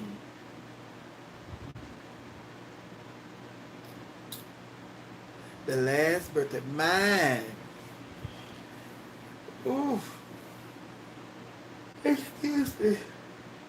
Last birthday party you attended, February. That's been a long time. It's been 4 years ago. Lord, 2019. I had to tell my bro baby mama to call. Mine December 28th. My mom's in February last year. Lord, my niece starved, and she wouldn't let me leave until I tried that nasty ass Chuck E. Cheese pizza. Javon, my 9-year-old son, June 9th. Sup, your boy Ty? Last year, I threw one of all the daycare kids who were born in August. Oh, one for all of the daycare kids who were born in the month of August. Okay, my own on July the 5th. I am 51 years old. Work, Michelle. Calm down. Co-worker's birthday the other day. Kobe won't let me go to others. My god sister in February. We're not playing with Rona over here. March to July. Party's been on Zoom. Okay? Ooh, yes, honey, yes. All right. Other than your own, the next question. Other than your own, the last person whose car you rode in. Other than your own car, who's the last person whose car you rode in? Because she wanted to be left in charge. Other than your own car, you say Uber, my mom's, my sister, Enterprise, my boyfriend's. Trying to call her. Her hidden valley ranch dressing on baked potatoes isn't nasty. It's tasty, baby. I eat ranch dressing on anything. Ruhal from Uber, my baby daddy, Avis, my co-workers 2 weeks ago, my sister last week drove my birthday parade, dropped off gifts and balloons, Lyft, my neighbor's new car, a Lyft, definitely Uber, definitely Uber. Uber got outlandish with the prices. My niece Jasmine, all caps, baby. It's that it. No one in a year but my own car or truck. Well, the last one before the year. Hi, Regina.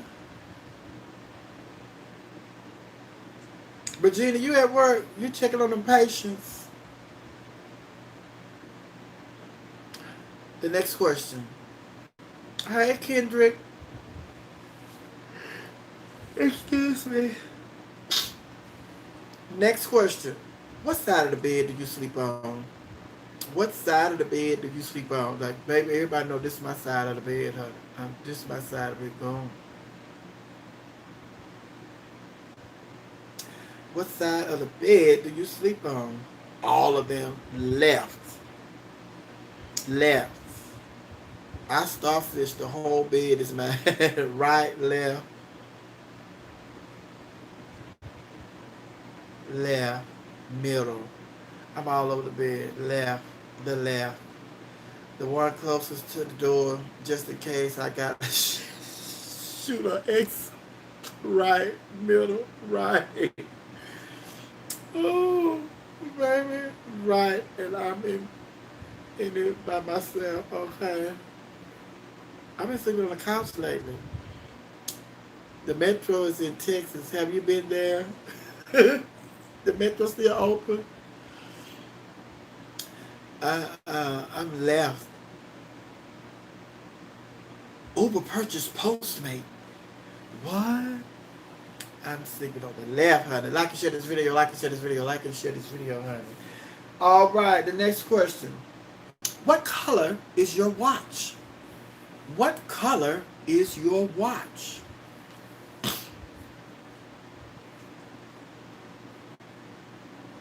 I sleep diagonally. My cat placed me on the right side of the bed.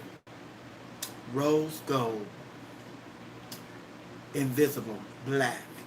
I know we were friends, but he's still there struggling. PT is not there, honey. Why would you put that in here, honey? Black. Space gray. Silver and gold. I haven't worn a watch in years. Rose gold. My watch is my phone. Blue. I don't wear watches. I don't wear one. Never did. I don't wear watches. Only for fashions. Not time. I have my cell phone for that. I don't wear watches. But I have gold and silver watch. I don't wear watches either. My phone. But my last one was, I think, black and gold. I had a gold and a black. I just got to the point where story time. I just got to the point. It's a quick story. I just got to the point where I don't like wearing jewelry. Like, I have a ring. I love ring. I have Blue Active Tracker. Blue Activity Tracker. Wristwatches have become obsolete now. But jewelry, watches, and stuff. Just got to the point where they just started to get on my nerves. And then when I was a little girl growing up, no, I don't wear a watch.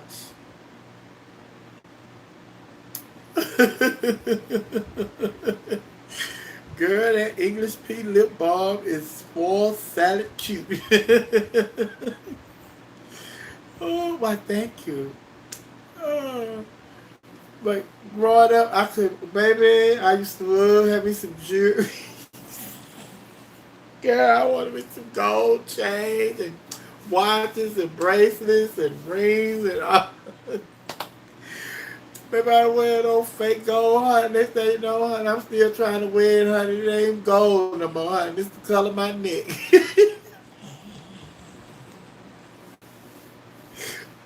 Oh, girl. But then I got to the point where watches and stuff that started to just leave marks on my arm, and I just, even in, I would have said, even in drag, honey, I don't even wear jewelry. Sometimes I don't wear jewelry. Y'all see me? I don't wear. Everybody be like, "Where your earrings?" Some drag. They're like, "Girl, you don't have no earrings. Where your earrings, Sophie? You don't have your earrings up, girl." Nah. Then every now and then I put some earrings on, a little necklace or some jewelry or something, but it bothers me. It just jewelry just bothers me. It irritates my skin. Look, I'm just it just irritates my skin, jewelry. And then I come from old school where when I was growing up, girl, it was a sin for your earring to fall off while you were performing. It was a sin. So somebody came up with the creative idea for us to put super glue our earrings on. So back in the day when the girls' earrings didn't come off, it's because we had put super glue on our earrings to keep them on. But then after time, you start taking this, when you pull them earrings off, you start pulling your skin up. So you see a lot of drag girls with raw earlobes. It's a raw earlobe. That's for girls that's been using super glues for years on her ears. And then it's just like, it's peeling the skin off of your ear. You would think we would stop. They didn't, but I did. Yeah. One time, because you pull the earring off and then you had the glue stuck on your ear, you go to scratching it off and stuff. But now it's like some girls, they still do it, but they'll put some duct tape on their earlobe and then they'll do the glue to the duct tape and all that, but it's just too much. And a lot of girls, they're just like, girl, I miss with just going to get my ears pierced. But now when it comes to the drag earrings, they so big, them not no pierced earrings. Big old heavy earrings looking like chandeliers and stuff. Yes, girl, super glue, honey. We girl, I'm telling you, the drag queens, we can come up with some stuff, honey. They gonna figure out how to make it work. So then the girls, tea times, the girls start getting their ears pierced because they was tired of putting that super glue, and then you see other girls how it had affected their earlobes. So you're like, girl, let me go on and start get my ears pierced. I'm not going through that. So then some of the girls start getting their ears pierced, and then the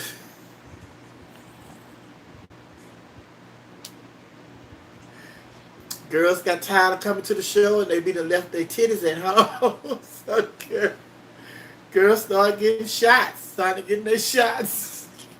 Don't have to worry about leaving their titties at home no more because they got them shots and hormones and all of that stuff.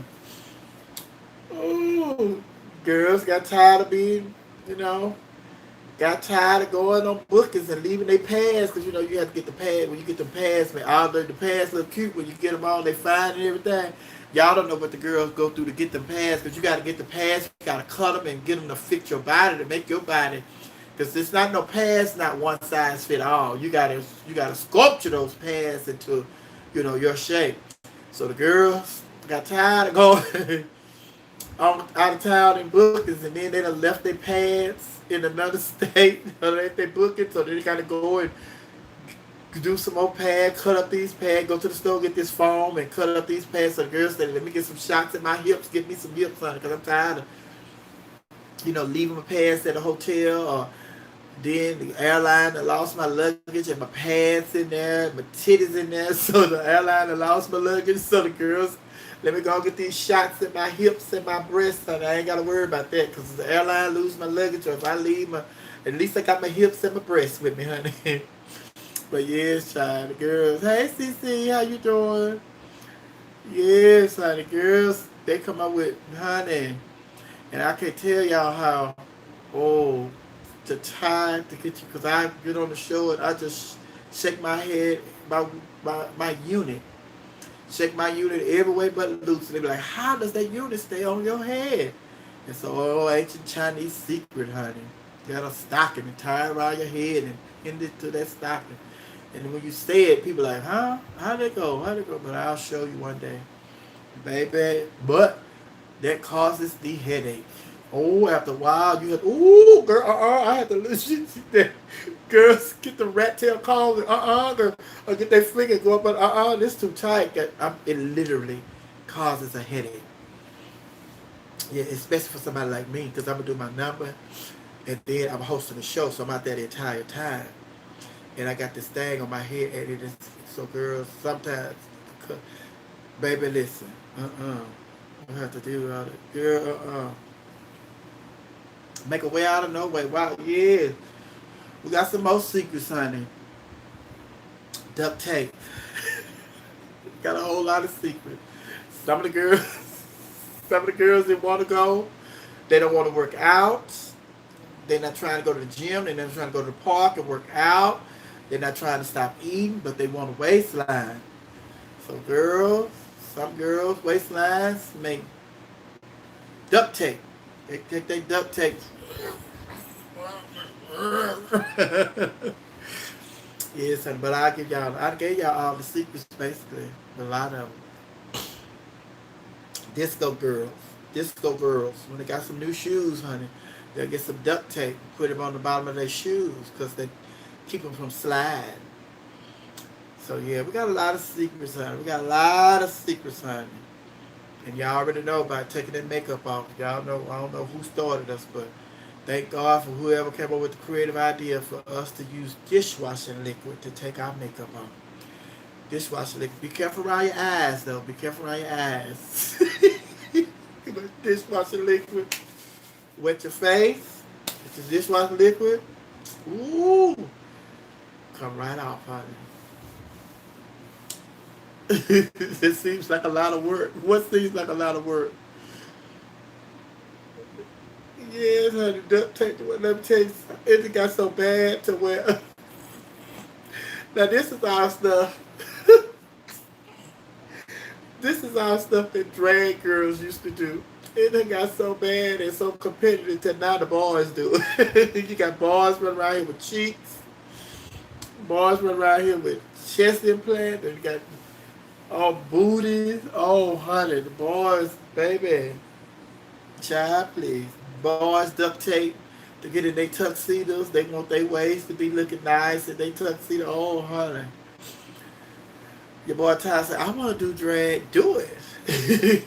Do it, honey. Ooh, thank you, Javon.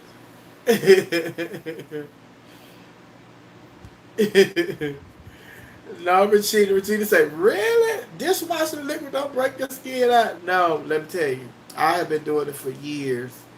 And no, you like when you have to use the moisturizer. I always use once I do I wash my face with the dishwashing liquid.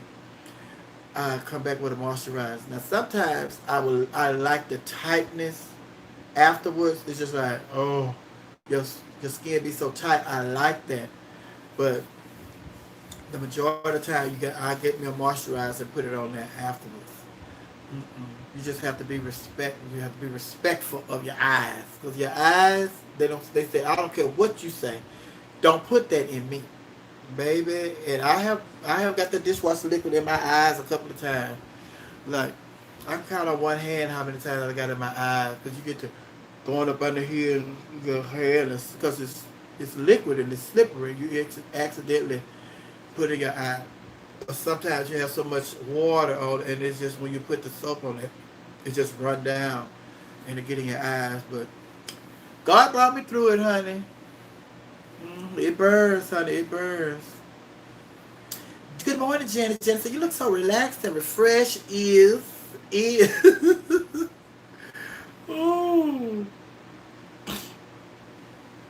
Fly Black Boy, Atlanta, Sexy Chocolate, Trinity and Wade. Trinity and Wade, you went to the party. Wade had a birthday party last night at his house.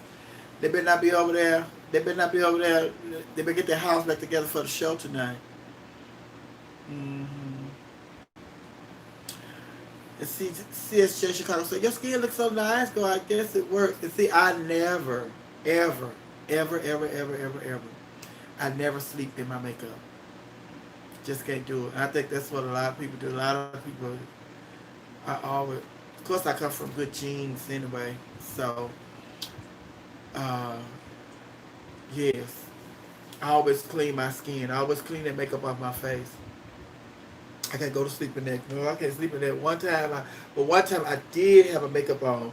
I was in drag for like a whole day. I can't remember what it was, but I was in drag a whole day. And I just wanted to wash my face so bad. I just wanted to wash my face.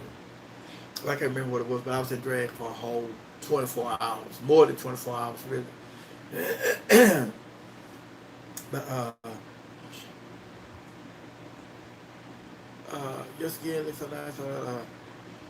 I use hand sanitizer too as a base before Avino. People think I'm weird for it, but I don't care. It works. Dawn or Ajax. All. I use all. Dawn or Ajax. I use all. But the best one is all of them. All of them really, they're the same.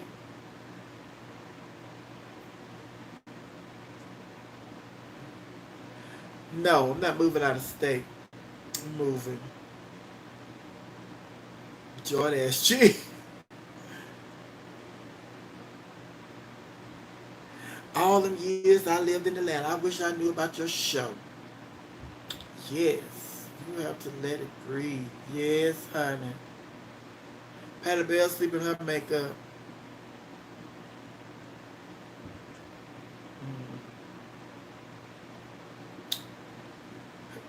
Deacon Johnny say, are you a woman, sir? The illusion is real. Deacon Johnny, how is that a question? Are you a woman, sir? You answered your own question. Are you a woman, sir? Oh. Patty Bell says she always want to be ready. Patty Bell must have to be makeup.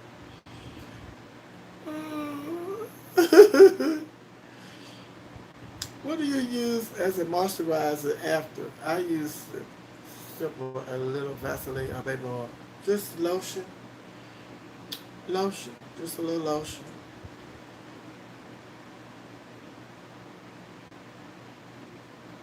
A little lotion, a little moisturizer. What we looking like on time, child? Because we had stopped with the questions to pull the tea, honey, on the drag. Next question. What is the last TV show you watched? What is the last TV show you watched? The last TV show you watched.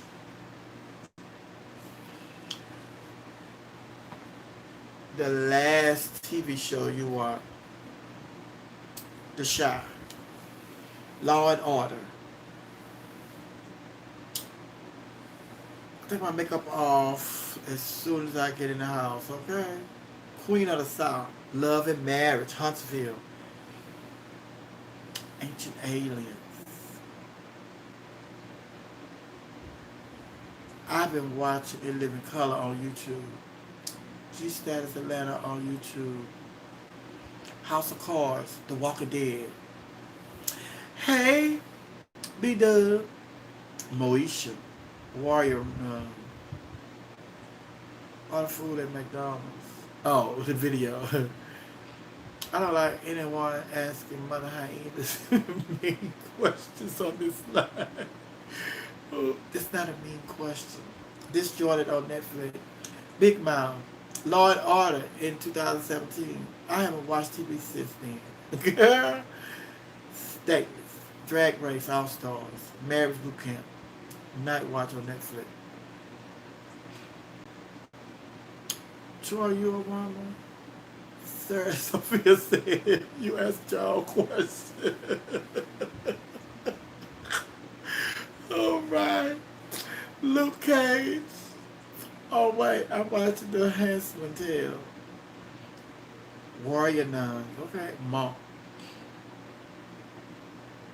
They got Alexis together on All Stars. What? I ain't watch All Stars. Oh. The next question. Next question. Like and share this video. Like and share this video. What color is your favorite ceiling fan in your house? What color is your favorite ceiling fan in your house? What color is your favorite ceiling fan? Then I look up at mine. Look up.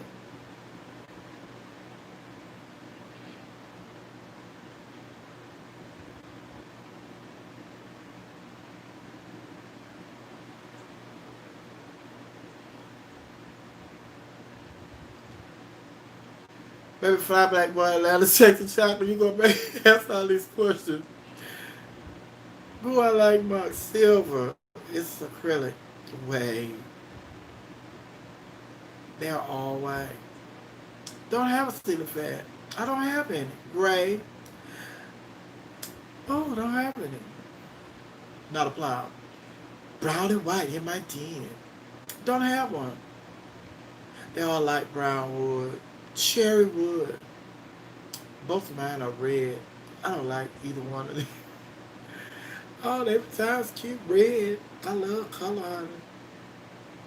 My box fan is white. My box fan is purple. Thank you for great Danielle. I'm back, girl. Breakfast was postponed.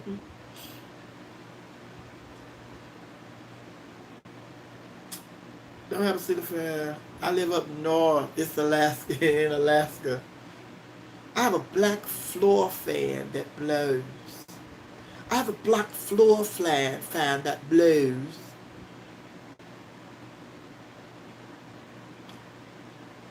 Somebody got a window unit. Handmaid's Tales will make you beat somebody down. Okay. Crystal clear. Okay. The next question. Next question.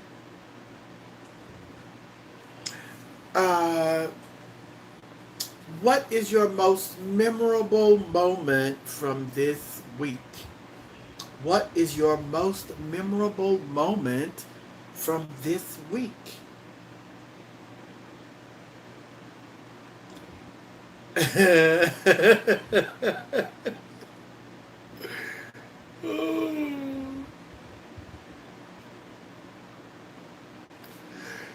Excuse me.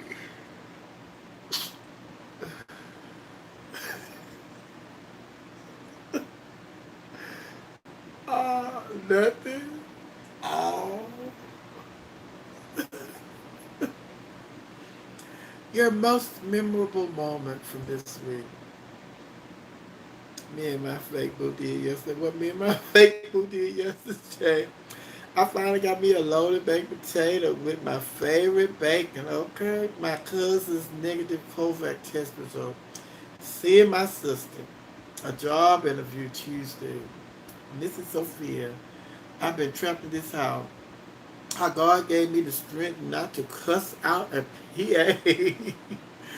Reunited with my family. We had a water fight in the backyard with the kids. Played music. Oh, that was fun. I know, honey. Trying a Korean egg dish. It was delicious. Horseback riding Thursday. Go in, Shondell Clark. Cussing my supervisor out. Bitch tried to give me the crazy patient. I spoke to my baby brother that I haven't seen or heard from in 3 years. Oh, okay. Today, talking to you live. We miss you in Dallas. We miss you in Dallas. Much love. Thank you. My friend brought me flowers to celebrate my last chemo treatment. Oh, congratulations, Michelle. Fighting with my apartment completely. Good or bad moment.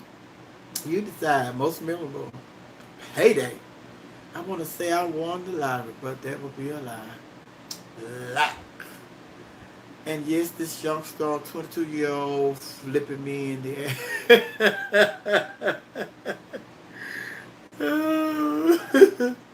Congrats, Michelle. Yes, congrats, Michelle. Found out my rent went up $300. That's your most memorable. Went up $300. Red table talk. Ooh, did Miss Jada come in there, honey? We haven't talked about that, honey. Yeah, we're going to talk about that, honey. We're going to talk about Will and Jada, honey. Ooh, that red table talk, honey. Let me, girl, we ain't said nothing about that. Let's put a pin in these questions. Let's talk about this for a little. Will and Jada. How much time we got? Oh, Will and Jada.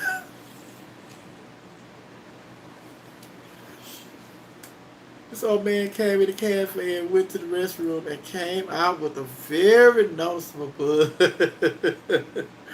Ooh. Entanglement. Yes. Entanglement, honey. What? Worst moment would be they sent my Amazon package to the wrong building. I know that I was hot. Dang, it went up during our current situation. Shaking my head. And PR stunt, yes. Trifling heathen. Hey, Brianna.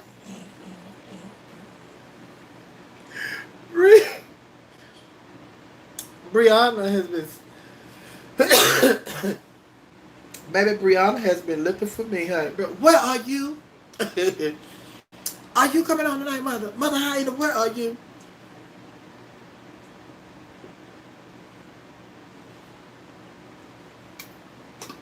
Brianna, it's 8 o'clock. You just getting over here. Will and Jada are crazy. Come on, mother. Tell us your view on Will and Jada. If the long-standing rumor is that they had an open relationship, then why were people surprised? Will trap. Let me just say this. First of all, let me just say this. They are grown. They do what they want. And it has been rumored for a while that they had an open relationship. However, August told the truth. And again, what we were talking about earlier, honey, hurt people want to hurt other people. August, I feel like August fell in love with Jada. And he felt like he was going to be able to take Jada from Will. And Jada had told him, baby, listen, we having fun, we enjoying this, and under no circumstances am I ever going to leave Will, and under no circumstances is Will ever going to leave me. And August thought that once they had a couple of sessions and he showed her what he could do, that was going to change her mind. She's like, not happening, not happening. Now, my thing is, how I look at it, it's like I said, first of all, they're grown, they can do what they want. It was very distasteful for her to sleep with him in my mind, in my eyes, because that's one of your children's friends. And then you all said that he was very ill when he came to you all. He was a sick individual, and you all helped nurse him back and help him find the doctors that could help him with the situation that he was dealing with. So knowing that he came to you, a wounded soldier, and for you all to help him get to somewhat of, hey, Mr. 6'8", somewhat where he was able to, manage his illness, and then you sleep with him. It's like if it had been somebody else, although I would have still been like cringing, like, at the age, but it's like, but we as a society made being a cougar a cool thing. So she's a cougar, but she's married, and it's just like, then when It's so much. She's married. So then y'all going through this thing in y'all relationship. We don't know about it, and our business to know about that they whatever terms they came to, not wearing the wedding rings, and this union that they have, and blase blase. Okay, but it's just like they end up having to explain to people stuff that they kept a secret. It just not kept a secret. It was just like their business. It's their business, and they didn't have to share their business with us. Just like we don't have to share our business with nobody. They don't have to share their business with nobody. But the way that they were forced to share their truth was, I think, part of the reason why they were like joking with it when she came to the table and they were talking. But you could tell Will is upset by the situation. Will, and I think it was to the point where although it was only 12, 13 minutes, it was a lot in that 12 or 13 minutes. Will has cheated, or Will has slept with somebody else. Jada has been sleeping with somebody else. We know that it's August. And Jada, when Will said, oh, but no, I'm going to get you back. And she said, well, I think you're good on that end. That's saying that you've already did that. And then it's just like, Will said, she said, it's not about getting nobody back. And blah, blah, blah. Will said, oh, but it is for me. And although he was joking and playing, there was some seriousness in that. And so now it's just like people know that they have this relationship, but they're not going nowhere and they're not leaving each other. They finna just they finna just have a party because it's like they don't have to keep that a secret no more. And I told y'all, and when I talked about it on the radio, and I said, I believe August. When August made the statement, I said, I believe him. And then when Jada's mom came out and she started talking about it on social media, and when one of Will's sisters, she started talking about it on social media, you could tell that it was true because both of them what they were stating on their social media, it was already setting us up for what Jada was getting ready to say. And Jada was getting ready to confirm what he said because of both of their statements that they were putting out on social media, her mama and Will's sister. So then when Jada came out and she said, when she started off, when she said, somebody made a statement on my behalf, I did not put that out there. Somebody made a statement on Will's behalf, he did not put that out there. You already knew then, it's true. So then it was just like I said, they grown, they don't owe us no explanation. But then they were saying that that was years ago, and they both were like, why now? Why deal with this now? That was something that was years ago. So then it's just like,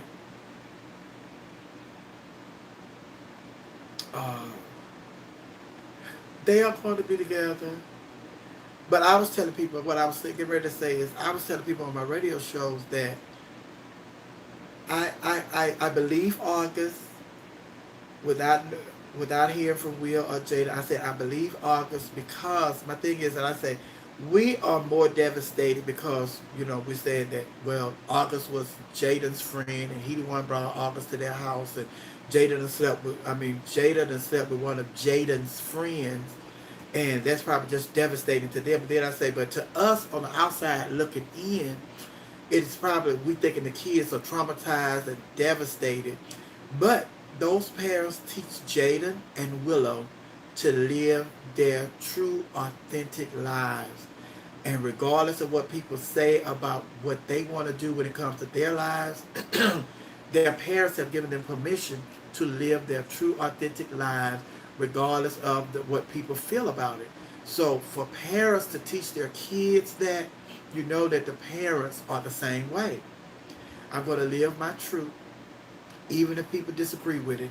I don't know anybody explanation. So I feel that it's a whole lot of that. But I think August got caught in the middle of it because, like I said, in my mind, the thing that I just don't like is that he came to you all. It's just like he come to you as a sick person and you all help him and You know, y'all got the money and the resources. Y'all know all these doctors all over the world. And y'all can lead him in the right direction and put him in the hands of the doctor to help him deal with his illness. And then on top of that, when you get him to where he's a healthy person, because y'all had this marriage where y'all have this agreement, and then you bring this fragile child in the middle of it. And then it's just like you say, why now? They both like, well, the thing we want to know is, this happened. We took care of this years ago. This has been resolved years ago. So it's just like, to us, it's like, well, why now? Why do we have to deal with this now? It's years. This is years. It ain't like this happened. This is years ago. So they, like they say, they have a bad marriage for life. Good or bad marriage for life, whatever they said. But it's like, you can tell that Will is hurt. Jada is embarrassed, and it is what it is, and they just gotta live life. You gotta go on. You gotta live life. Can't stop living because you've been exposed. So it's just like, but my thing is, I just August. I'm telling you, that guy, he. Because some people, and I just, this is how I thought about it. When I heard, when she finally came forward and she talked and stuff, in August, because like, so, I'm laughing because, oh, but I see all these comments on it, but the thing is, yeah, those kids can care less on them. We worry about that. Them kids don't care. They know their mama freak, they know their dad a freak, then they say, Wilder has, and I know it's, and now I think this is going to allow, the floodgates are going to open up. Everybody, the majority of people that they had, they okay, well, girl, it's out. Everybody knows it's out. Well, let me go and tell my story. Let me go. People going to be writing books, and then some people going to come forward just lying because they know that this situation that they're in, some people going to come forward just lying and no truth in what they're saying. But honey, oh,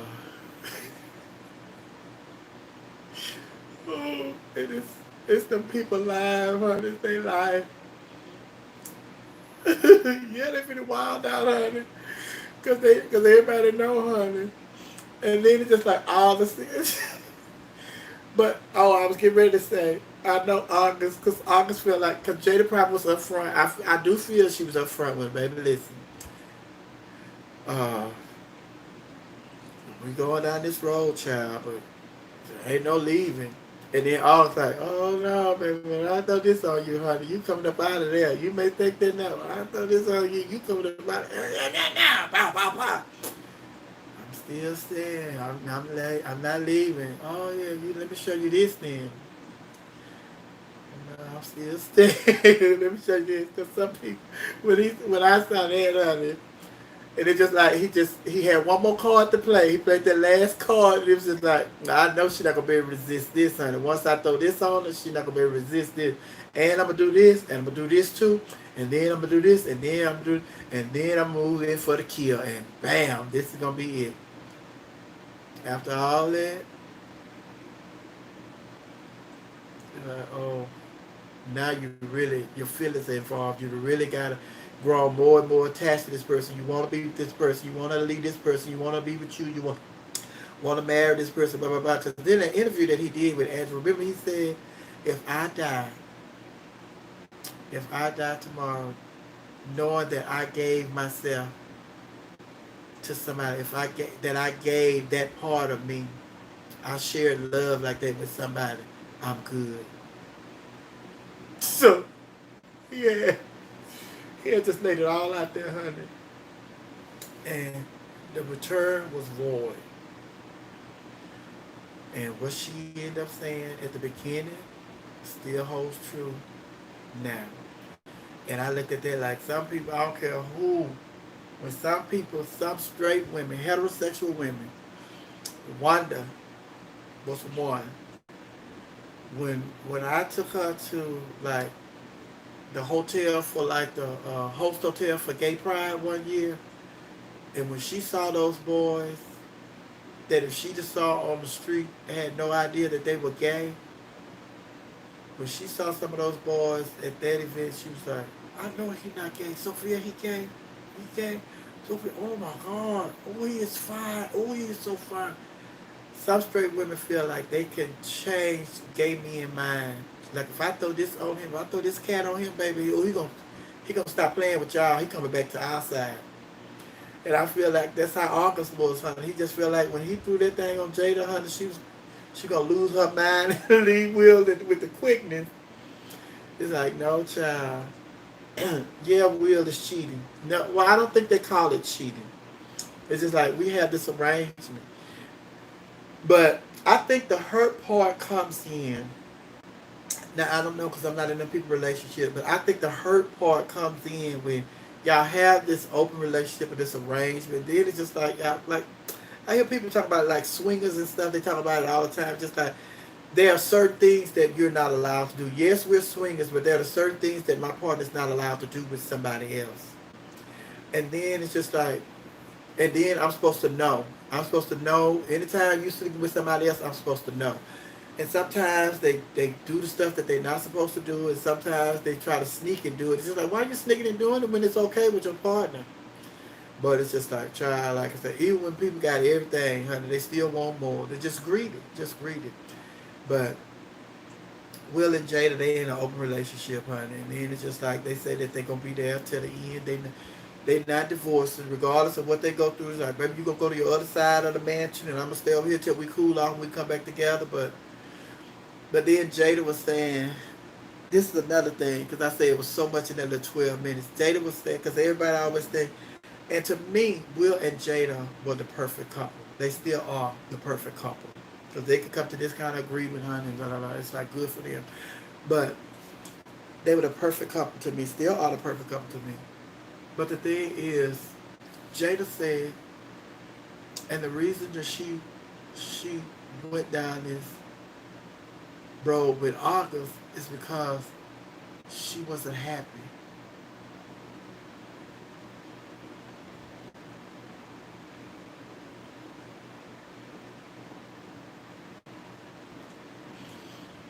Just let that marinate, honey. The Jada that we know, Jada that we see with everything, Jada that we think is, because this is how I look at Jada. Jada and Will are my heroes because they allow their kids to be themselves. They are there for each other through thick and thin. Jada talked to Will's baby mama, and they sit down and had an adult conversation, and now they are like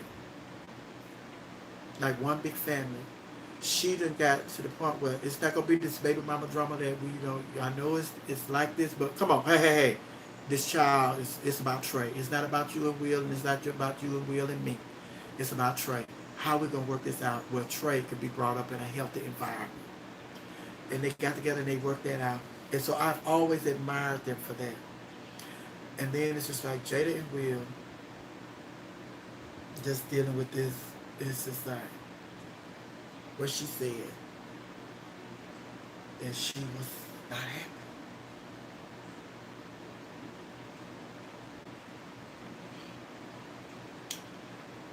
Oh, a woman who appears to us to have everything, but she's not happy. And then she not happy. And what we talked about earlier, she's not happy.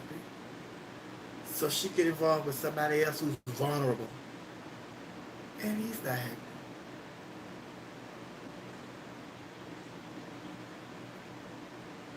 And then it's just like she was trying she she was trying she was trying to be political during the statement because she did not want to say that I got in this relationship with August. Entanglement. And Will was like, she was trying to be political, like, he was like, bitch, what?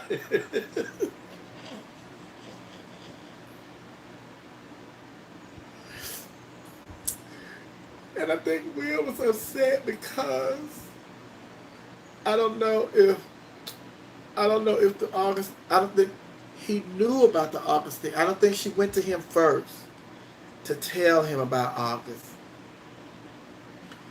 And I think when he found out about it, it was like after it had happened, and then her explanation. This is just me putting the story together, piecing it together.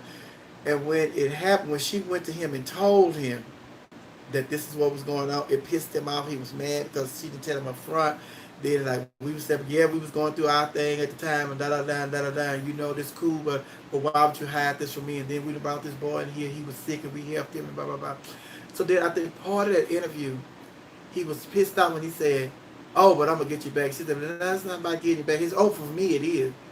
Part of that is he has to relive this pissed off stage over again in public. Like he's already dealt with it behind the scene, but now it's public, so he has to deal with it again. He has to deal with all of these emotions and everything that he dealt with when he first found out about this relationship with her in August. He has to deal with it publicly now. And as a man, he is embarrassed. He pissed off. It makes him look weak to other men, heterosexual men. So that's what he's thinking. And that's what his conversation is coming from. Where he said, and she said, "I think we're good on that end." When he said, "Oh, I'm gonna get you back," he said, "Now I'm gonna get you back." And she said, "Well, I think you're good on that end," which means you've already done that. You've already had somebody outside our marriage, blah blah blah. So they said, this is like, no, I'm finna hurt you. Like this is different. So that's them. That's their life. Let them live their life, honey. But it's just like it was so much. It was so much. That is, baby. That 12 minutes, 13 minutes, honey. It was so much in there. It was just so powerful.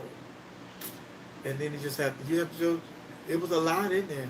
Their mannerisms, their playing, and laughing and trying to giggle their way through certain situations to make it look like trying to sell us on. We cool. We all right. There's some friction in their household. They are sleeping in their separate quarters again because they have to deal with this all over again. And all that fist pounding and Michelle and Barack Obama fist pounding and like we good and sitting up here we talking about it. I feel like I'm here as the husband, have to be here to support my wife. There's such and all that. But when that camera went off, I'll holler at you later. I'm finna go over here to the West Wing. You stay over here in the West. I'll let you know when I'm ready to. And look, but the good thing about it is if there is a good thing about it, the good thing about it is this pandemic. And I know people, I know CNN, I know CNN, Oprah, and Gail, and everybody and their grandma wants to interview Will and Jada. And they can do it virtually. But they really like to have them sit down in that studio. Everybody wants to interview Will and Jada in August. Because they still say that, because August said he had a conversation with Will, and Will gave him his blessing to have this affair with Jada. That part they denied. Will and Jada both denied that. And then Jada was like, well, he said that you gave him. First of all, I just want to say that you did not give him permission, or you did not give him your blessing, or you didn't give him permission. Because the only person that can give him permission is me. He didn't say that. Yes, you're the only person that can give him permission to penetrate your body. But Will can say, this is the type of relationship we have, and if that's what you want to do, if she's cool with it, y'all have it.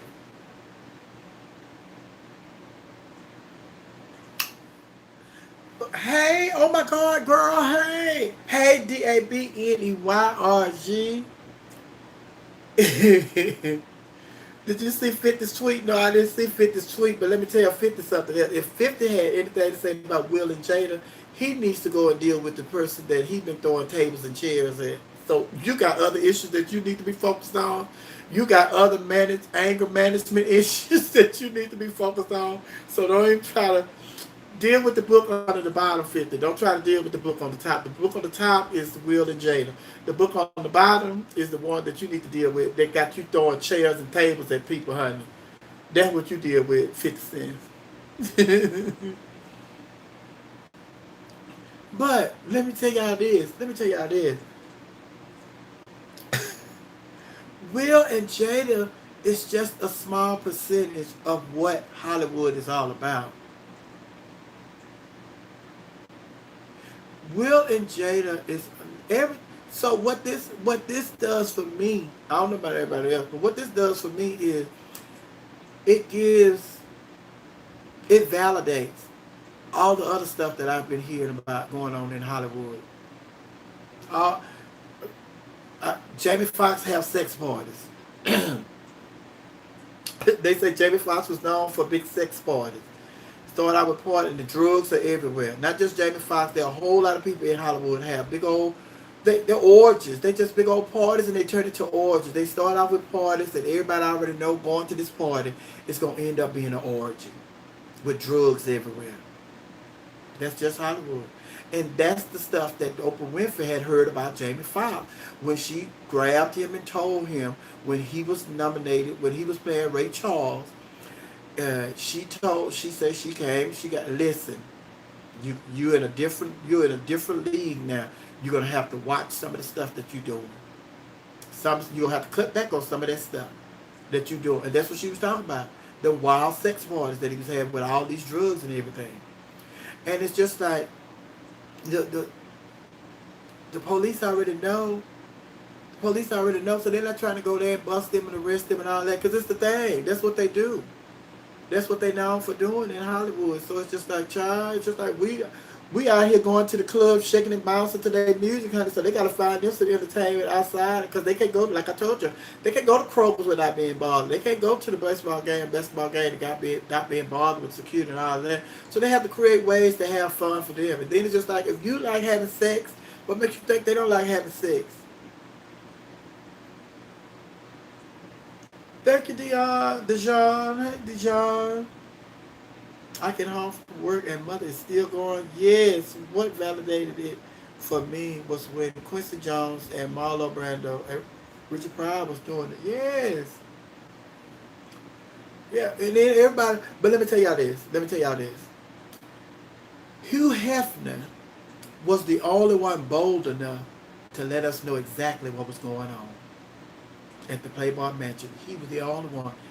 He was the only one bold enough to let us know what was going on, but he was not the only one that was having those type of parties. See, everybody else was caring about their reputation. If we found out, we wouldn't support their albums. If we found out, we wouldn't support their movie careers. If we found out, we wouldn't support. So they had to do that in the dark. So now, moving forward, it's just like, this is the age where sex and orgies and drugs and rock and roll is back. It's back. So it's like, these are the things that, baby, this can't end your career. You know, sex, drugs, rock and roll, and orgies. Baby. Go on, let everybody know. That's you grow your fan base now by letting people you know you down with the orgies and all this stuff. Your fan base is gonna grow. It ain't gonna, people are, oh no, I don't fool with her. No, I don't fool with them. So child, they win, honey. But yeah.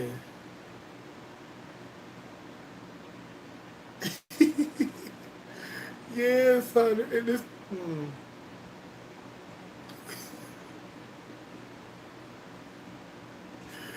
don't y'all feel sorry for Luther? Luther had his fun.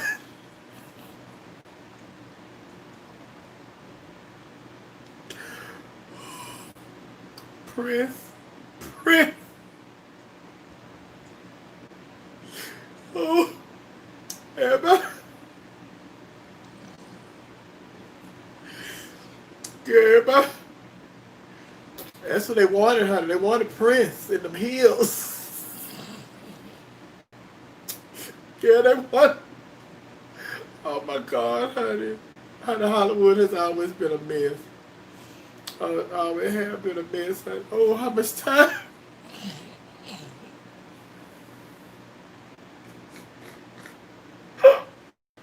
what we're looking like. And I gotta get off of here. And I gotta charge my phone because I gotta go live tonight. Oh, oh. So y'all focus on our sister. Y'all focus on Michael Jackson. All of them was freaks. Yeah. And y'all worry about Michael Jackson. No, all of them freaks. The majority of them freaks, honey. And then now, but wait, listen, y'all, listen. Now this is the thing. This is the gag. This the gag. This. That's how Hollywood was. That's how Hollywood is. So now, these people are coming back after they just set up and had their fun. Now y'all want to come back and throw Bill Cosby and them in jail. That was the life. So now years later, y'all talk about y'all traumatized.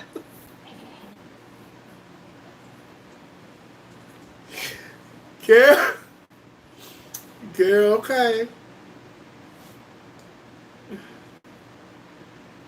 Oh, not laughing at the people when they say they're traumatized, but it's just like, come on, y'all. Now the whole picture is coming clear. You know, see what I'm saying? Just like people trying to act like they were victims, and they may have been victims. However, it wasn't as severe as they are claiming it was. You played a part in that because that was the game that they played, and you were a part of the game.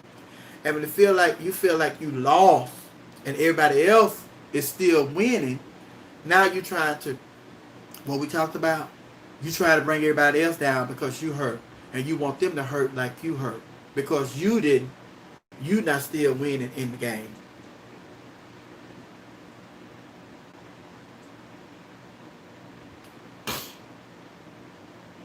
Hey, Sipping for real. Hey, Stephen Dominique. So I'm flying around in here. But yes, child. But baby. Oh my God, what's that? Oh my God, girl. Oh, fucking in the barn, how rooting and tooting like a bunch of hogs. Baby, that is the countryest statement I ever heard. Oh, fucking in the barn, how rooting and tooting like a bunch of hogs.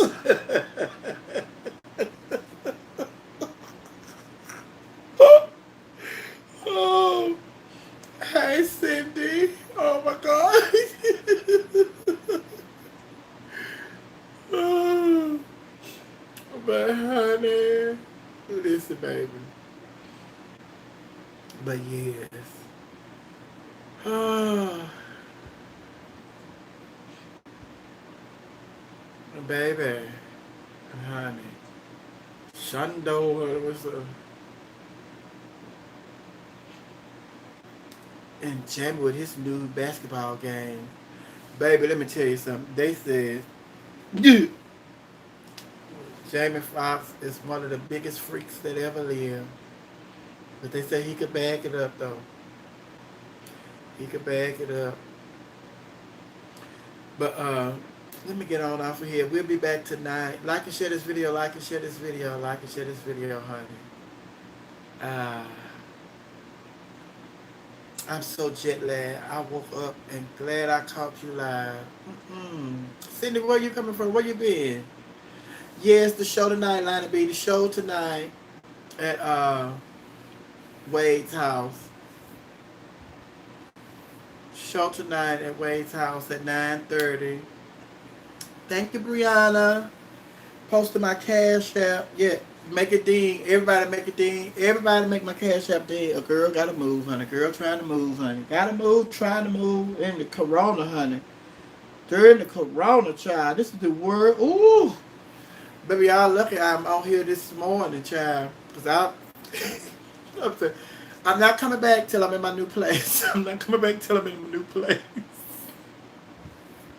Because it's too much. It's too much to be on here, doing the radio, then doing the shows. You know, tonight I'm going to be over at Trinity with the Divas and Dukes. And tomorrow I'm going to be with Raquel. Yes, the show is night at 9:30. And then tomorrow I'm going to be over at Tasia's house for the DOLL production. Me, Raquel, Tasia, and Beverly Johnson. Beverly Johnson is our special guest. So I put my flyers. The flyers are on my page. I post them, but I'll post them again later on today. But yes, child, gotta get on out of here. Next week is back to the drawing board. Oh, yes. Uh-huh. Yes, she is. And saying that the Rona is messing it up. Uh-huh. Oh my God, girl, about Jamie is a freak. Jamie a freak, but he's one of those yucky freaks. What is a yucky freak, honey? When you going back to the club? Hey, Steven. Uh, well, originally we talked about starting the show like the middle, probably this week, the middle of July. But scratch that, because I haven't talked to Chris. But the mayor talking about shutting the city back down. Excuse me. She talking about going back to phase one. So we know we're not going to open no club no time soon. Although clubs were open, but doing shows. So I don't know. So this it. This it right here. This is it right here, honey. This is it right here. This is the show. This is about much shows we gonna get. Going to Wade House and doing the show virtually. And then I'm going to be this weekend. I'm gonna host Virginia Gay Pride Committee. I'm doing another we're what is it? StreamYard. I'm hosting some on StreamYard, so I'll post that. They're supposed to be sending me the flyer. That's this coming weekend. I'm doing that with the not Memphis, Virginia. But yes, child. So we're not going to no club, honey. The club, not for no show. The clubs were open. This baby, I used to see this old lady used to do this, twist her hair down, at the ear like that. And see, this keep pointing this way, so now I know why she was doing it, to keep it from pointing this way. But yes, honey, one of them old nasty folks that did so much that normal stuff don't turn them on no more. That's what I say about porn. Say people watch all that porn and then they be wanting you to do all these weird positions, all this. Girl, you better go. What video? You better get in contact with her. She the one did all that. She did it. You ain't better have my body no pretzel. No, that was her. She did the presser. All you get right in here is this honey bun. She can do that presser position, but if you want this honey bun position, you come on over here.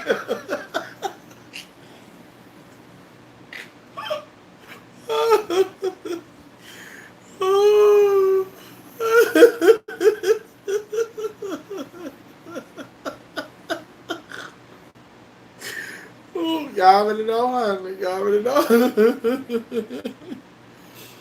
Oh, no, they say, yeah, Jamie Foxx, honey. And they say when y'all at them sex point, anything goes. That's why the people be talking about different people when they get mad at certain people. They call them gay and all that because you saw who they was with at the party. But child, let that go, honey. Let that go, honey.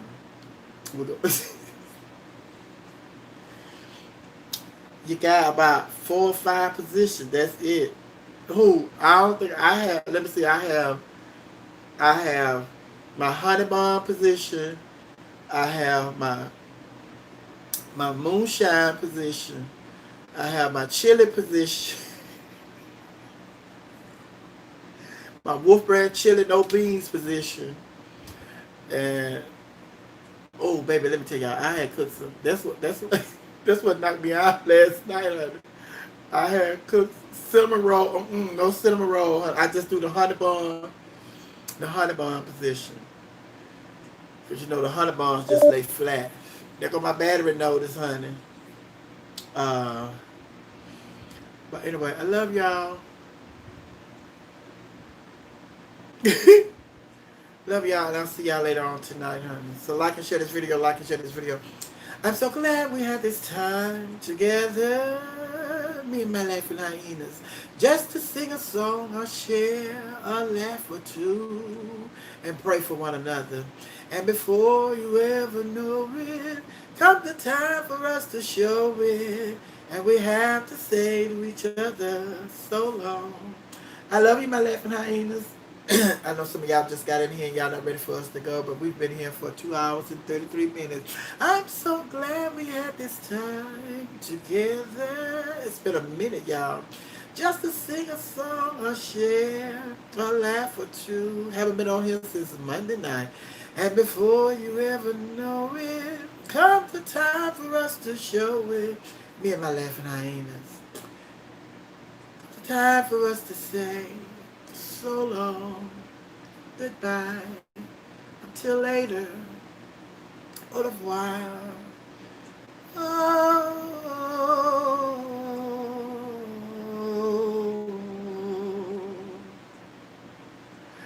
You have a lovely morning too. Oh my God, girl.